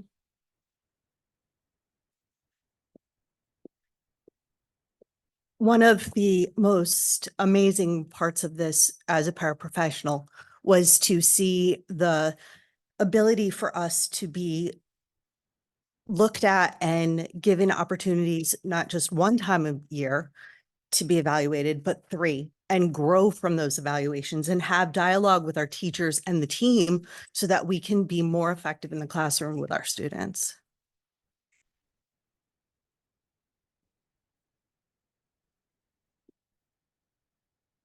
I think I'm the only one here that I think it started in the 90s with Helen Flanagan. I was on it since then, and we've come like full circle in a good way. I think it's very powerful that it really, just like students aren't a number and teachers aren't a number, there's more growth in reflection and discourse and dialogue. Instead of just going through the motions, the conversations are rich. The PDAC plan has very detailed. It used to be just for general education teachers, but it really has gone through all the specialists, media specialists, SES, all the rubrics and conversations and examples for administrators are there for all those different teaching staffs. So it really helps administration to really understand the objectives, what it looks like, instead of having to guess what it looks like as a social worker, as a psychologist. It's all formatted right there, and it's a living document as it, this is the baseline, it'll improve. What I loved most, sometimes I'm not always there, but what I always ask is where's the human administrator evaluation? So that's part of it. And, talking about how they develop a support plan and all the way down to intensive support and all inter-rater reliability and what's the validity of the observation and stuff like that. That's the part that I enjoyed this year. Sorry, you talk too much. Yeah, no, I think to copy that, I actually appreciated getting the opportunity to work on the administrative one. That was the one that I spent my focus on. And I think just district-wide, all of us kind of having that benchmark framework to look at and be on the same page as each other, whether we're in preschool, whether we're in high school, right? So looking forward to those future conversations with who may, excuse me, I'm tired too, who might have those with me. I look forward to those to help me grow, other than potentially just my building administrator, because I'm an assistant principal. I don't know what is going on with me, sorry. So I do look forward to all those. And I do look forward to, it's much more teacher focused now, these meetings, versus me saying, this is what domain you fell in, this is what level you're in. It's much more of, let's talk about how you met it, different aspects, and much more of their dialogue versus me doing all the talking. Go ahead. I'm gonna actually talk about it on 2 different fronts. One is just the continuity between all the different rubrics. I think that's super important. We made it a little more expansive for all the rubrics, and there were a lot of different. There was a lot of different language in some of the rubrics that was excellent. I think also met our strategic plan that we incorporated for every single person. So that was really important. The second thing is we are potentially getting a new platform, which we are. I'm working on it. which we were excited about. And it will allow for that collaboration between the teacher and the administrators much more fluidly. And that is probably the most exciting thing that's going to come out of this, because that communication piece and the coaching piece behind this is what really is going to help teaching and learning occur. Awesome. Thank you. The best part of it is that you either meet the expectation or you don't meet the expectation. And it's all based on evidence. And it's really a conversation between the teacher and the administrator. And the teacher also will give feedback to the administrator. Was that feedback helpful? Or I tried this, or gee, could I go someplace else? So it's really that collaboration, which quite frankly, with the evaluation system that the state had in place beforehand, it really didn't lend itself to that. So we're really excited. And the new platform, knock on wood, they're working on it now to see if they can make sure that we have everything in it that we want. So it's just one document instead of a bazillion documents that we had in Talent Ed. And it will be something that you can actually look at, and you can go in the classroom, you can observe something, you can have that feedback right away. Teachers can respond to it, administrators can respond. So it's really going to be good. Could you just give me I was trying to figure out the mechanics of it. So I know you've got the beginning, middle, and end of your conversations. And then if you're a tenured teacher, it's 2 observations, and are those full period or full length? How long is that? Unless you have a worry about a teacher that you really need to do a full observation for a full class or a number of classes. It depends on what the administrator is concerned about, but you have to start those conversations early. So you might end up going in and seeing maybe a half a lesson, or you might go in and see a full lesson because you're a little concerned about the way that they're addressing the curriculum or whatever it may be. So it just depends on what you're seeing and how many observations you want to make, but a minimum of 3, but we would hope that there would be more. So it's minimum of 3. I read that wrong. Okay. For a tenured. Mhm. And then I believe so. It could be 2 or 3. I don't remember. I'd have to look again. 2 and a third option. 2 and a third. Yeah, that's what I thought. 2 and 3 if I Yeah. want to go back. And do you fill out the whole rubric or just portions of the rubric? How does that Only work? what you've observed. That makes more sense. Okay. That's what I was trying to get my head around. Mhm. Okay. Okay. And as a committee, we felt that was enough over the course of the whole year. This is not meant to be a loaded question. Enough observable time. So like if I'm a tenured teacher and it's conceivable I could be observed, I guess 40 minutes total, right? 20 minutes and 20 minutes over the course of a year. Is that enough time? I would say no. That's why Dr. Jones and I and Mr. D'Amico have said that we want the principals and the assistant principals and the coordinators in the classrooms multiple times. And I know that at the high school, they do go into the classrooms multiple times. I think that you can attest to that as the high school teachers. I know that the middle school teachers do have their administrators in quite often as well. So I think that they are getting into the classrooms more. And this is really very helpful. So you can pop in for, 20 minutes and see what you're seeing. And then if you're noticed that you haven't seen one of the domains, then you probably would say, I'd like to come in and see domain 3, whatever. And let's plan a time when we can do that.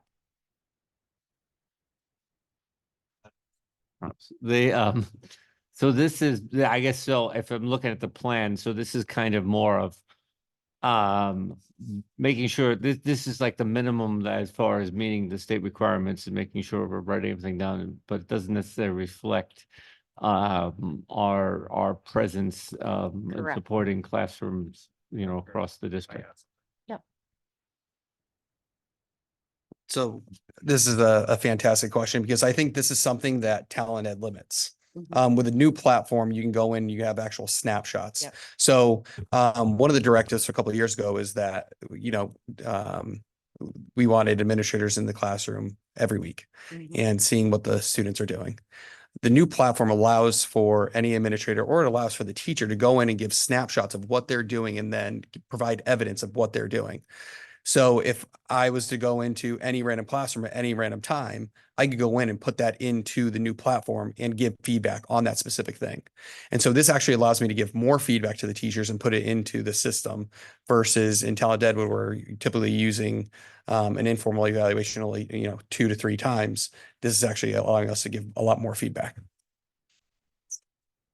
Good job. I was just going to say, first of all, thank you all for stepping up and participating in the committees here to go through all of this. The fact that I know so many of these, the staff and individuals that were on these committees, and know how hard you guys work and dedicated to do this. The fact that I assume that the rest of the committee members will have done the same. I believe that this is probably I didn't go in as depth as I would like. 124 pages and countless documents this evening. But I will say one of the things that really struck me, and after reading through a lot of the material, watching the presentation and hearing you all speak, is how this evaluation system is very reflective of how we evaluate our students as well. That we always talk about one test is just a snapshot in time. It's just one opportunity to look at a way our students and or our staff are addressing issues and concerns and how they're doing and their growth. The fact that you have all stepped forward and saying having more opportunity to have more feedback, being evaluated at different times, I think is really going to be special. And I hope to see that all of our staff feels the same way, having the opportunity to get feedback and then have somebody come in a couple weeks or months later to see how that feedback has impacted you and the growth that you're making. Really, I think will give our educators an opportunity to show how well they shine in every situation. Learning something new and growing every day is an opportunity for all of us. So I just want to thank you for the time you put into this. I think we'll be able to see great things.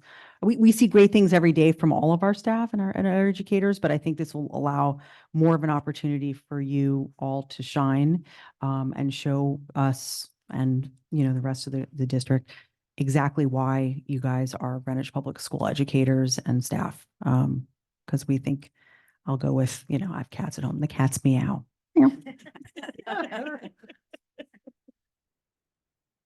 Anything else? All right, thank you. Thank you. Thank you, guys. All right.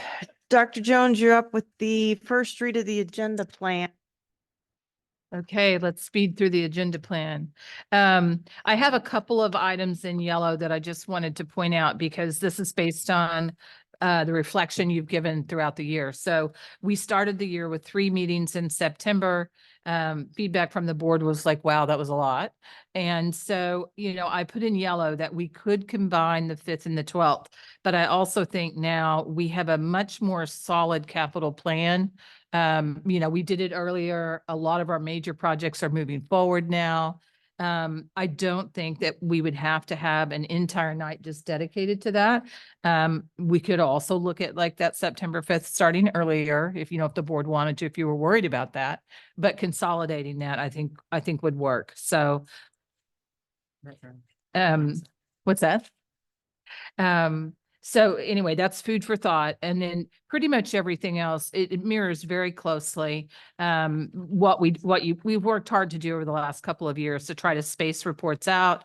So the curriculum team knows when their reports are falling in the fall, because it takes them all summer to start teeing up and looking for the results. When the budget is actually going to be presented, which this year will fall right after the election on Tuesday. It'll be a very busy week. Then on the 3rd page, there's some more items in yellow. And this is just, a question in that Windrose, Community Connections, Wellness Center, those were all new. And do we really need to do them every single year? Or maybe we put them on a rotational cycle? Because I think that's one reason our meetings sometimes run long because we're doing so much. But I leave that for your thought. The other thing is that I have plugged in here just so that you can see it, like the field use request for Hamilton Avenue. in March, because if our parking lot's going to be torn up, all of that, we still need to address it. But that's why that's sitting on there in March. And those really are the main, I think, considerations, unless there's just something else that this year you just didn't want to see. And you will notice the soil update, I just kept on there all the way through. I think I stop it in February, worst case scenario. Again, that's not when we want to be done, but I just left it on there for that reason, just in case they have trouble getting the turf shipment, or you just don't ever know, in a project of this magnitude. So that's it.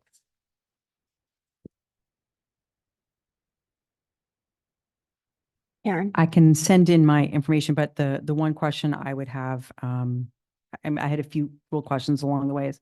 I know at the very end of our school year, we get written reports from PTA Council, from SEAC, and sometimes we usually get from the Alliance somewhere along the way. I know that SEAC, for instance, has requested that they can give us a bit of a presentation. So I don't know if we want to look into that written report and then just make it an informational item.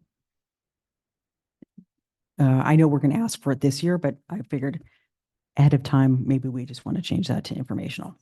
The Greenwich Alliance is on September 26th. No, SEAC. No, I know. I'm just Oh, saying, yeah. I'm just saying that. Yeah, no, that's what I that know. I was on. saw that one. Yep. Any other comments at this time? Okay. Perfect. Thank you, Dr. Jones. Appreciate that. All right, now we'll go into Blaze. Is he online?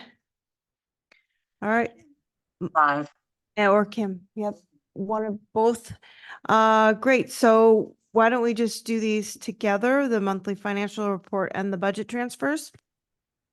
Hi, good evening. So the financial report is as of March 31st, which is about 75% through the fiscal year. No major updates on our operating budget as we're preparing for year end, although SESS continues to be the primary budget pressure. We are continuing to avoid a district-wide freeze thanks to the hard work monitoring negative balances throughout the year.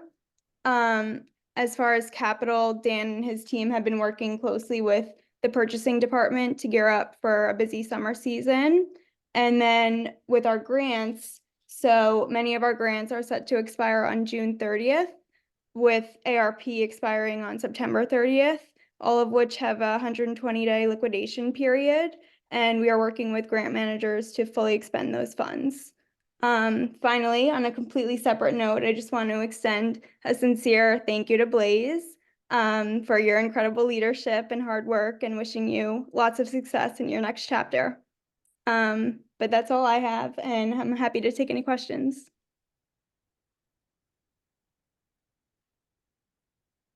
Any questions?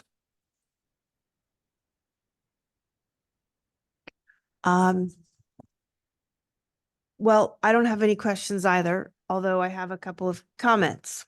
And other people might have comments too. Hold on, because I got to turn around to talk to you, Blaze, although you probably are then looking at the back of my head, so that would be awkward. Blaze, I don't want to speak on behalf of all of the board, but they probably share the same sentiment, but I'll let them share their own comments. I truly want to thank you for all of your hard work that you have done. It has been instrumental in, keeping our budget on task. You have found unique and innovative ways in which to work through a limited budget at times, finding how to stretch it, coming up with ways in which we can move things around, and always being on top of every number all of the time. And it has been impressive. It has made, I think, everybody's job on this board a whole lot easier. I think Cody's probably going to miss you the most, as he's expressed it. He might even cry tonight. You have left very huge shoes to fill. And We're grateful for what you've done. I think Ben is going to work really hard to try to fill those shoes. And if he does, you shouldn't be offended. You should just know that he's working hard too. But I just want to extend my heartfelt thanks and also, wish you the best of luck in your next adventure. If you ever want to come back to Greenwich, you would have open arms and we would welcome you back. I also want to congratulate you again on your newborn. You and your wife are going to have a lifelong of wonderful memories. Some will make you cry, some will make you scream, but you will, at the end of the day, be very grateful for bringing life into this world. But thank you again. Thank you very, very much, Karen. That was really nice. I really appreciate it. It's late, so I'll keep it real short. I can't thank you all enough. It's really been a pleasure. Kind of blown away by your kind words there, Karen. I just want to thank everybody really for all the support. Dr. Jones has just been an absolute awesome superintendent and boss, and really helping us be productive. And you as a board have been really incredible to work with. And we had a really good time on the budget committee, I think, especially this last cycle. And you're just a really incredible group, and it's been really awesome serving Greenwich. And there's so many really awesome people in the leadership team, and the Greenwich community is really lucky. Couldn't have done it without all the awesome people in leadership throughout the whole district, and especially on our ops team, people like Kim and Patrick and Eugene and everybody that you've gotten to work with. There's just so many really cool, awesome people there at Greenwich Public Schools, and I'm going to miss you all a ton. And been in Greenwich for the last 7.5 years, and I'm going to miss a lot of really awesome people in the Greenwich community, but plan on visiting you all and seeing some new schools built soon and coming to visit them. And most importantly, too, I think you'll be in really, really good hands with my friend, colleague, and mentor over the years, too, Ben Branyan. He's a rock star, and you're all really going to enjoy working with him. You're going to be in really good hands. Thank you so much. I was just going to add one thing, which is saying, I think one of the biggest things you've done for us, and I just wanted to add on, Karen said it so perfectly, was just to add on and say what an incredible bridge you have been to help the Board of Education properly communicate with other arms of our town bodies. Having that opportunity to learn from you has been incredible, I think, for us in particular. So I just wanted to thank you for really opening up that dialogue in a way that made it that we were all speaking the same language. And I think that that's pretty awesome. And I'm looking forward to Ben's coming back to us with his bow ties, but not at the expense of losing you, unfortunately. So please don't be a stranger. Come visit. And send pictures, not of you. Well, I'll always take somebody up and offer to send a picture of the baby. I love showing them off. So thank you very much. Thanks, Karen. And us town people aren't too bad. I guess we can all see we're all pretty good over there too at Town Hall. Thanks a lot. And if you're all up in the shoreline too, if you're up in the Guilford, Brantford area, come shoot me a text and grab some coffee or something. I think Cody wants to say something. I'll keep it brief. Blaze, I just wanted to say, if everyone in government were like you, I would not be a hardcore libertarian. Thank you, Cody. I know that's a lot coming from you. And just following on with Cody with a slightly different theme. Having worked with many people now on the board, there are a lot of people that usually just say no, and then aren't willing to sort of think outside the box. And you always were like, well, let's think about that, how we can do that. And that's refreshing. So Dr. Jones, you have a lot of that as well. And so I appreciate that spirit. And that's sort of what Cody said, just a little bit differently. Thanks, Kathleen. All right. So I guess now we're moving on to the next item. Oh, yeah. Hold on. You're not done. You're not done. rental. Okay, so now we're moving on to the action items. Thank goodness we're crossing things off left and right here. Blaze, rental rates, you're up. Yeah, so if you'll recall, we've been talking about rental rates for kind of a long time. You normally vote on them in September-ish. We didn't end up doing it for a number of reasons on tuition fees and rentals. We separated tuition and fees with the budget time versus facility rental rates because we were gonna dive into a overhaul on fees with the budget committee, but with the budget being what it was, we had quite a busy conversation with the budget committee just handling regular operating budget. In October, we revisited this as well, just because I know Joe Kelly was still on the board and he had asked about the Cardinal Stadium fee. And so this is kind of like the second read of this structure. Remember, we're not kind of fundamentally changing anything here. For now, all we're doing is we still haven't updated it with the new contract labor rates. The two major changes here are just allowing the fees to change as the new contract goes into effect, so you don't have to vote on the fees every time just the labor rates change. And then we've added what have been the most problematic areas probably for like Karen Foster to implement over at the high school. The fees still need a major overhaul. And I think that would be really good work for the budget committee to kind of tackle. But this is kind of just fixing, we just never updated the labor rates. We made a few tweaks just while we were looking at it that were, you'll see that the middle school rate almost looks like maybe it's going down. That's because the underlying assumption in the fee was incorrect. It was assuming that the middle school custodians made the same rate as the high school custodians, but they don't. The high school custodians are the higher paid rate. So the middle school fee is just being corrected to match the labor contract of the Teamsters, where elementary and middle school head custodians make the same rate. And that's kind of the major change. We added, which wasn't on there before, district technician. That's for IT help desk people.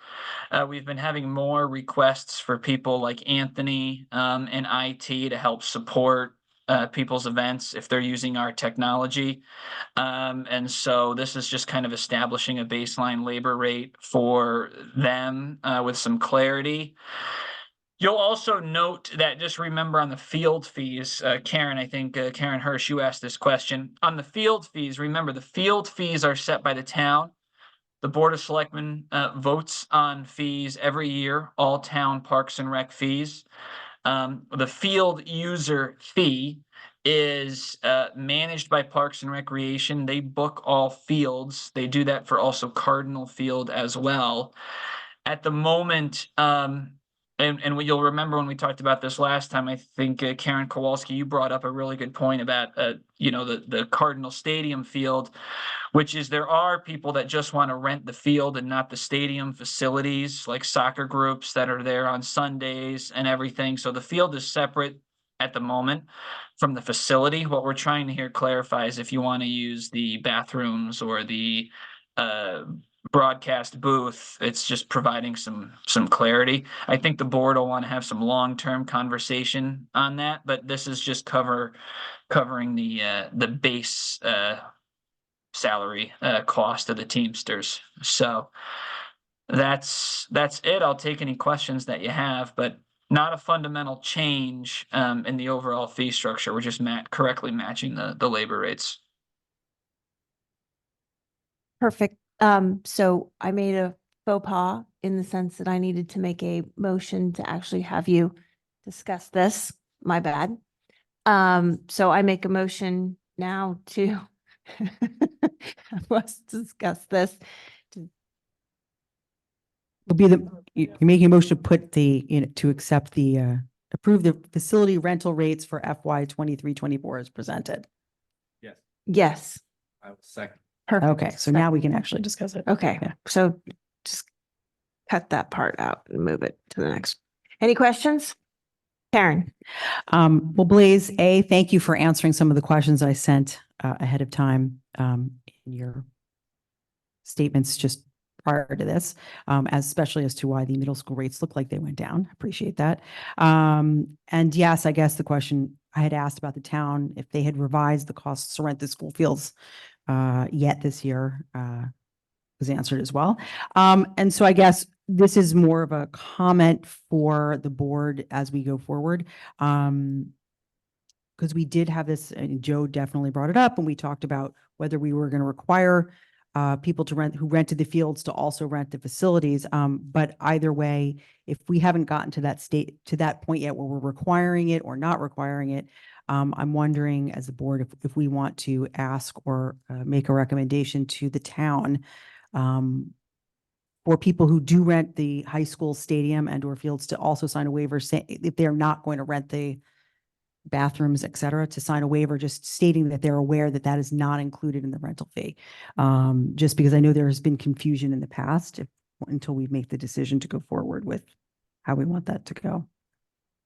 I don't know if anybody else wants to comment on that, Yeah. but Karen, I do have a point I actually, on your questions, if you mind, can I just add a comment to that? yep. Yeah, I think a form would be fine. I do know now, after we coordinated last year, that Parks and Rec includes our fee packet whenever anyone's renting either event permits or field permits. They then also are directing them to the Board of Ed now. So there's a good coordinated effort. Andrew Karen over at Parks and Rec for events, and then Don Moore for the fields. They both know Pat Spooner very well, who does facility rentals as well. And they all meet regularly to coordinate. That's another thing that we kind of set up on a regular meeting basis. So they actually include they'll get this copy when you update the fees. This goes in the packet when they rent the field or when they rent a facility, and then they get directed, to the next step in the process if they want so-and-so. So adding a form too might help, but just compared to what the process was, that has been added to it with Parks and Recreation. They've partnered with us on that. Thanks. I just know that for those who rent, like our gyms, for instance, they have access to the bathrooms in the schools. So oftentimes those who rent the fields might think they have access as well. That's why I was just suggesting, because there has been confusion this past year as to whether they are included or not. So if they get this document, maybe they have a waiver just to sign that they're aware it's not included, just in case it comes up. I don't know, but that was just a thought. You answered my other question, is that these do need a much deeper overhaul to cover the new updated contractual labor rates. So I guess I'll send that along with the agenda planning for next year, because this should go on early in the year, next year.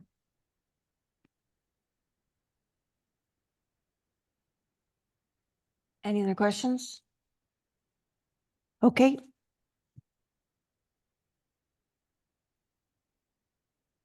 Yeah, I want to call a question.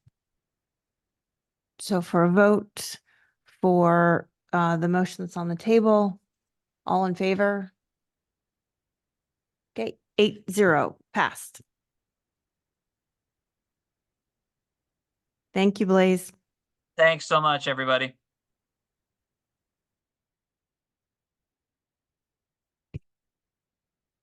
All right, I want to make a motion, but the dates need to be changed here. So I'm going to ask for some advice as to how to do that, because this is in regards to the Hamilton Avenue field use for the St. Roch Annual Feast.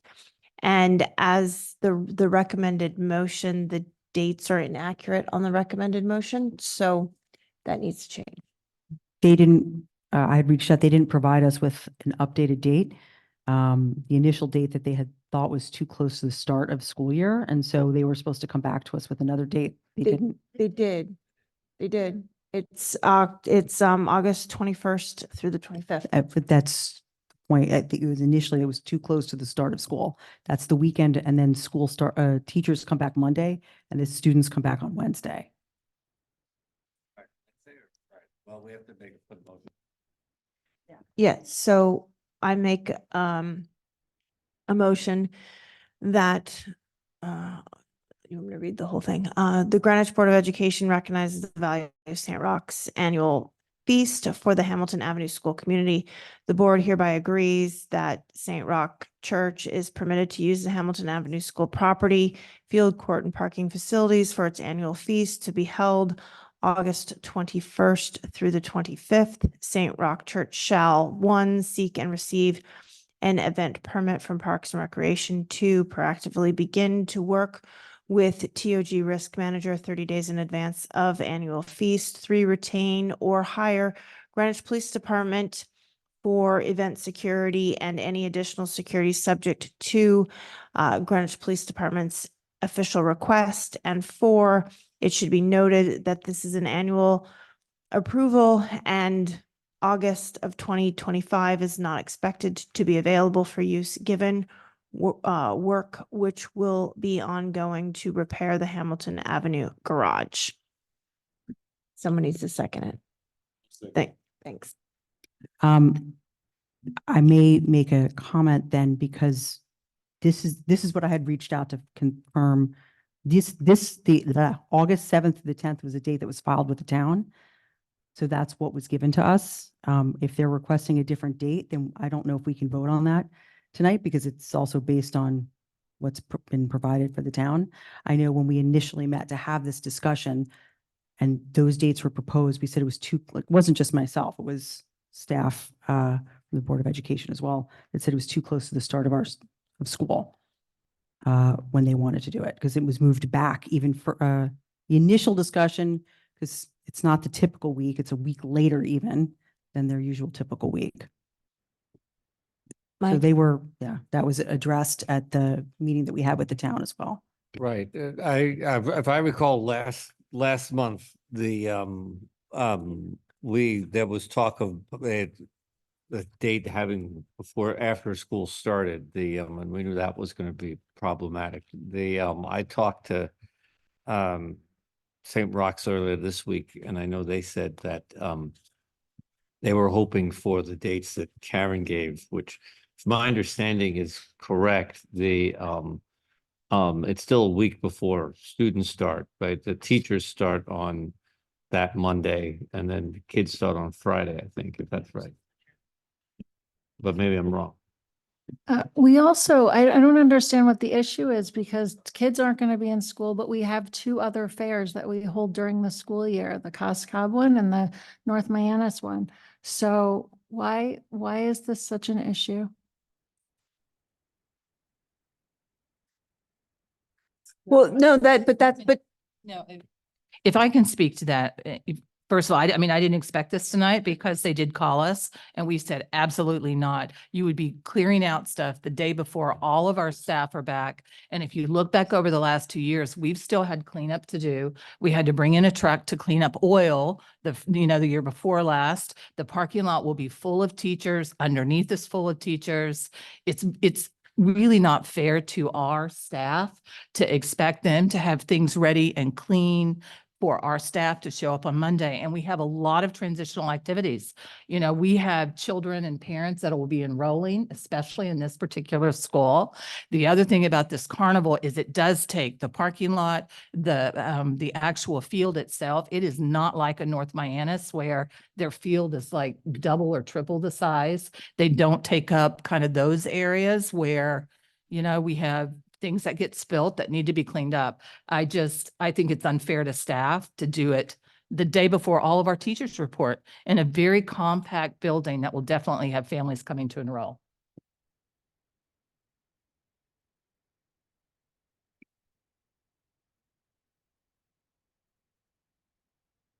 Well, why don't we actually have a date in there? And then once we have a date, we can vote on it. But until it's like we're in limbo, it doesn't make any sense to me. Well, can we vote to approve both dates and then leave it to whoever It else? sounds like there's a question on this date, so I need more information. At least I do. So. well, my understanding is that it was all going to be cleaned up and taken care of on Sunday, and there would be they would have it cleaned up in time for the teachers to show up on Monday morning, and they'd no longer be there. the initial dates that were given to us were 8/21 to 8/28. 8/21 starting on the 21st and going through that weekend. And we had told them at the meeting through the town as well, that that was too close to the start of school date. And they were supposed to, this meeting took place on February 20th. And they were told then that they needed to look at alternate dates. And I know that they were reaching out because they're working with new vendors. And that's how the date that was given to us as well, I guess it was provided to the town on their documents, which was given to us through the town paperwork, was that earlier date in August. And, I would love to have the opportunity to approve this and give them an opportunity to start planning, but it was information that was given at that meeting over, a month or two ago, that date was too close to the start of school, especially since it's my understanding that in the past, St. Roch's Fair does go on during part of the day on Sunday, so they wouldn't be cleaning up until Monday, which is when staff is arriving and you're going to have people using the parking garage and structure. And if there is any issue or damage on the fields, it puts it right up against when students arrive, which is on that Thursday. Well, that's actually, on Friday, but Thursday is for 6th and 9th grade. So, but kindergarten usually has meet and greet during that week as well. And they usually do PTAs have a lot of opportunity to do stuff that they do out, in the playground and whatnot. So if there's any issues with the field, it would impact that for them. So I think that was discussed at the last meeting that we'd had in February. So Aren't we doing construction on the field next year? Right? Is that what we said on the parking garage? The parking structure. Like, the field was remediated already this I'm just this year. It's like if we had to close the field, I actually don't think it'll be closed because the event ends Saturday and they'll clean it up Sunday. But just to stress the point, if we have, if we close it for doing, if we were doing geothermal work or whatever, I don't think any of us would hesitate to be like, oh yeah, that's not that big of a deal. The teachers coming for the first day, can make do. So geothermal, wrong button to push. I don't know. It seems super logical to me, and I hate this issue because I feel like we spend too much time on it, and we know it's like a community thing that even I don't want to put words in, can't see, but the PTA it feels like something that the whole community there is super on board with. I just don't want to get in the way of it, and I don't know. I agree, but there's the whole summer. I mean, St. Roch's Festival as a good Catholic is actually in mid-August. So why why do we have to have that crunch, right? Why can't we just do it a week earlier? My You know what I'm understanding is it's a vendor issue. And so they changed the vendor from the prior years, and now they've gotten a different vendor. And this is the St. Roch's Feast is actually, I think it's the 16th and 17th. Right. So in years past, they had a different vendor. They did it the week before. This particular vendor that they have can do it the week after. So, we've been floating around the dates. My understanding is that this vendor, they've now gotten on this new vendor who's, I don't know anything about the vendor, but apparently is a very good carnival vendor. They're now on their schedule, which would then put them for the next years to come right on the actual dates of the feast. But this year they could only get it for the dates that was provided, which is the 21st. through the They were 25th. given, I know they were given dates earlier in August as well, simply because this was a discussion that took place when we all met with the town in mid-February or early February, it was February 20th. And the dates that we were given originally, when they talked to us about it, was August 21st, which is the date you're proposing. And we told them then that that date was too late. And they were supposed to come back to us. They were looking at the dates earlier in August. Well, I thought the understanding was that the dates that were too late were the fact that it was over the weekend where school had already started, and that was the issue. So in the initial email that they had sent, it was with dates, it was right after school started. They moved it to the 21st. And at that meeting with the town and with members of school administration, they were told, because it overlaps with when like right when teachers come back. And they were asked to come back with a different date at that meeting. So I'm just putting that out there to let you guys know what occurred. Is it our call or whatever the town meeting people's call is?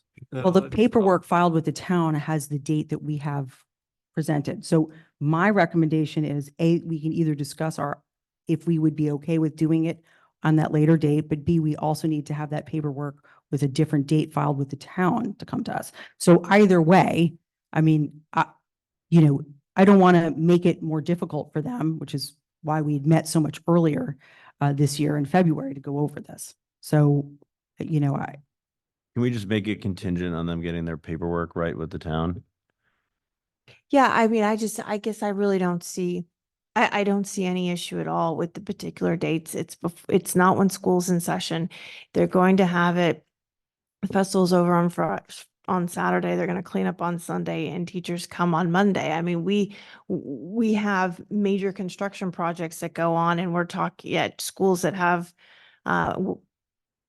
class on a regular basis, and we seem to be operating just fine, and it hasn't impacted other schools. And we're talking about a festival that's going to be cleaned up on Sunday, where we do this at 2 other schools every year. So I don't see the disparity between this school versus the other schools. And I'm really struggling with why we're having an exception to that. And for some of these children, this might be the only festival or carnival that they get to go to. again, we met early in February so that we would avoid this issue. It was discussed, these dates were discussed then, and nothing has been changed with the town either way. I'm very supportive of moving forward to allow them the opportunity to utilize the field and having a discussion going forward, once we redo our garage. But if the paperwork isn't filed properly with the town either way, my suggestion is that we do not vote on this evening and ask for the paperwork, because it has to be done appropriately. Why don't we just give them the okay and tell them that those dates are fine and it's contingent of them updating the paperwork with the town, which. Because we still also need to hear from our staff who said initially at this meeting that those dates were not acceptable. I'm just putting out, I'm only reiterating what was said at that meeting and what was discussed then. They were supposed to come back to us with other dates. So, the fact that the fact that those dates were not updated with the material, like what was submitted to the town. Clearly, they had a different date in mind because they submitted paperwork to the town with a different date than was discussed then. And now they've come back with a date that was initially presented that we told, that when they were told that the date would not work. I'm not comfortable voting on this right now, and I think we should defer it to our next meeting. Is the issue, just to understand, that the paperwork issue, or is it a substantive issue related with the timing? Are you asking me? I'm asking anyone that doesn't feel comfortable about it. I think number one, I'm not comfortable with the dates. We are diehard feast attendees. We love the feast. I might be away the 21st to the 25th, which would be unfortunate. But I think those dates are problematic. I would be supportive of them finding another date if it's a date that's movable. Before, we've heard the feast is the feast and the feast has to happen at the church when it's the appropriate time, but apparently that's not as important this year. So, and this is like, the only reason this comes to the board is because Parks and Rec has already said apparently no. So I think we need to find another date so that this is less concerning. I don't think. But that sounds like you're wait, ready wait, to wait. vote on that date. But I don't think right? Parks and Rec has said no. The only reason we never approve any other field request except this one. Believe me, I don't know why we keep continuing to do this one. My understanding is the only reason that this ends up coming to us is there's this letter about the geothermal wells, and that's the only reason So that we're yes, hearing and to this. jump in, I think once we solve No, just, I'm just putting this, once, this was discussed also at this meeting, that once we solve the geothermal issue, because the RTM has asked us to look to see if we can reuse those geothermal wells, and we don't know if we can or we cannot, it's still being looked into. If we're not reusing them, then I think we can vote to remove the letter that was put with the town, because it doesn't matter what's going on with the geothermal wells. And then it goes back to the town as a discussion item, not ours, Got for us it. to approve. Well, just on that note, and I know that this is not the point of contention that you're making, but it's my understanding that our expert said that it wasn't worth changing or redoing those geothermal wells, and we'd already done that work. But then that had been rejected by the RTM to the tune of an additional $1 million of taxpayer money, for which we are now having to spend, in addition to running a beast of a machine that's probably killing the environment more than the geothermal wells would actually save in the outcome for the next year. I think we should Mic drop, send this to the but- RTM to vote on.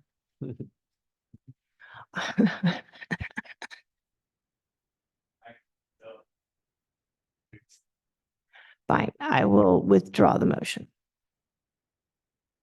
Wait, so when will we address this? We will, We'll reach out to them. I'm happy to do so, they need to file the appropriate paperwork. And I don't know if that means that we should have another meeting with the town and school administration to have that as a discussion, as a follow-up to the meeting that we had in February. But we can let you know, we'll put it back on the next I agenda. think we should just, when we go through agenda planning, we'll put it on for the May 16th. It's so fun being part of the problem. I know a song about that. All right, Dr. Bud, I see you've made your entrance at the right time. We need to talk about the approval of the GPS diversity recruitment plan. Oh, hold on. Before I'd like to make a motion to for the, how do we want to phrase it? To approve the GPS diversity recruitment plan as presented and authorize the superintendent and chief human resources officer to execute any plan revisions that may be required. Do I have a second? Okay, Karen. The floor is yours, Dr. Budd. 90 minutes, 120 minutes. No, I appreciate your time, and I'm certainly happy to answer any questions that you have. I think you see from the materials in front of you, or get a sense anyway, that our presentation to the state is in response to a state mandate through a recent Connecticut general statute that every local and regional board of education develop a plan for increasing educator diversity, which I would say in our local parlance means that we want to make sure that we are recruiting, attracting, retaining the best educators possible. And it remains our goal to have in front of every student and as a leader of every school, the best possible individual. And we want to cast the net as widely as possible, use the best hiring and selection procedure, and then retain the best educators possible. To say a few things about the 4 pages that you have sideways in front of you, and I hope they're not too small on your copy to read. The template itself is one mandated by the State Department of Education, and I have been told that they have mandated this particular template so that they can make decisions about how well different districts have complied with the requirements. Thus, if you vote on the motion tonight, which we certainly hope that you do, we'll be submitting this, and then if they suggest any revisions, we will respond to them. And of course, if they're substantive, we'll come back to you. Pages 2, 3, and 4, thus, on the template are on the 3 key areas that are required. The first is recruitment. And just to say a word about that, it I hope is evident to people that we want to get that widest net of possible candidates applying for our positions. Now, the template itself in the next rightmost column has a column entitled by the state Risks and Mitigation. And here you see a fact, which is that recruiting talent for Greenwich is complicated in a few ways, one of which is geographic distance or proximity or ease of getting to. And we continue to try to offset that with various methods. We've listed on here some additional methods that we're going to take to expand our pool. Another reality that is a challenge for us that's actually documented on a different page is that the pool in the labor market for certified staff is shrinking. It is much different now than it was even 2 or 3 years ago. And there are positions, especially in special services, but also in the secondary areas, that is, mathematics, science, Spanish, etc., where we might recruit widely right now and have 2 or 3 applicants for a position, whereas 5-10 years ago, you would have had 10 or 20. That's another challenge we have. The third page of the handout talks about hiring and selection. This district engaged in not 1 or 2, but 3 expansive reviews last year of its hiring practices. And those reviews confirm that we have strong hiring practices that we always want to improve to the greatest extent possible. But I'm not going to spend much more time on the hiring and selection page of this, simply because we've talked about it a fair amount last year. I'd like to just highlight the final page, which is retention, which is really a topic we haven't talked, I'm very rarely here, but even internally, we haven't talked a lot about. We have the best educators, we think, when we hire them, and isn't the next task retaining them so that they stay here and that they don't take our great professional learning and our great feedback, as you heard tonight from Anne's presentation with her group, and then go elsewhere with it, right? We want to keep the best. And what you see on here is a commitment from the superintendent and me to work with the leadership to do a better job of speaking with our first and second year teachers and administrators and getting their feedback about strengths and challenges that they're seeing in the field here in Greenwich, and working with how we can address those so that we can keep the best here and differentiate learning opportunities for them. Briefly, you might be familiar with the fact there's a state mandated program in every district called the TEAM program that supports people in their first or second year of teaching, and it gives them an official mentor, and there's processes that they have to go through to continue their certification. But Greenwich actually attracts a fair amount of new teachers who are not in their first or second year of teaching in general. They just happen to be in their first or second year of teaching in Greenwich.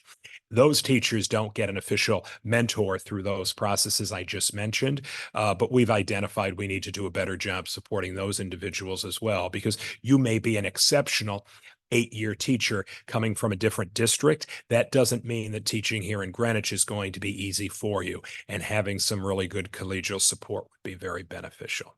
So I hope I've matched the goal of giving you enough detail to nudge you toward voting yes on this, but not so much detail that you're too cranky at me at after 11 o'clock at night. So I'll pause there and happy to answer questions you might have. Any questions?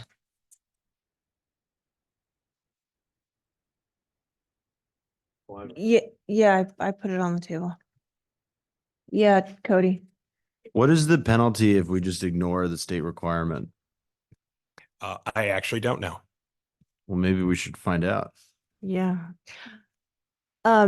So I'm reading it. It says, did we miss a date? Because it says not later than March 15th, 2024, each local and regional board must submit an increasing educator diversity plan.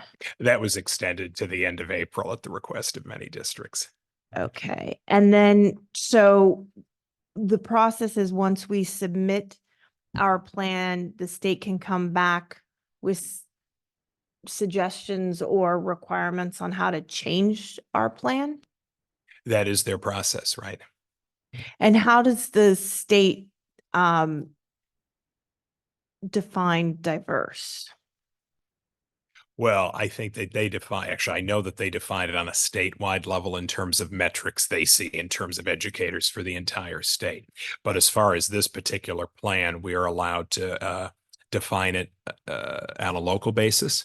And in our particular case, we don't define it based on quotas or particular quantifiable metrics. That would just be almost impossible given the labor market that we have. But we are able to define it locally in terms of recruiting the widest net and choosing the best from that net.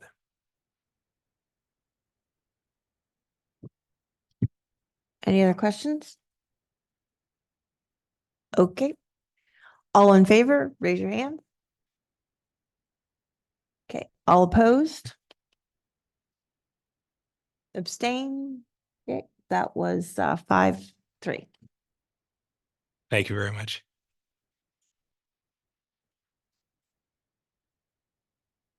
All right, we are down to the agenda plan discussion.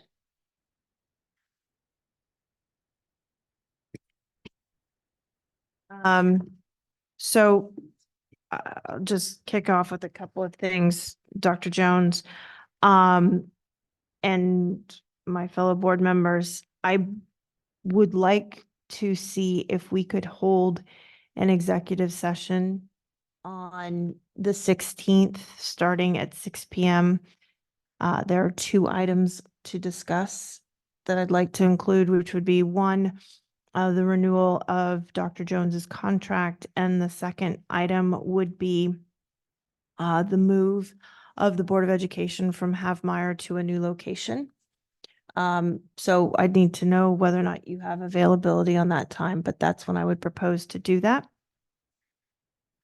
It's at right before our next meeting, May 16th. I'm not proposing an interim meeting unless someone else suggests we need to do that.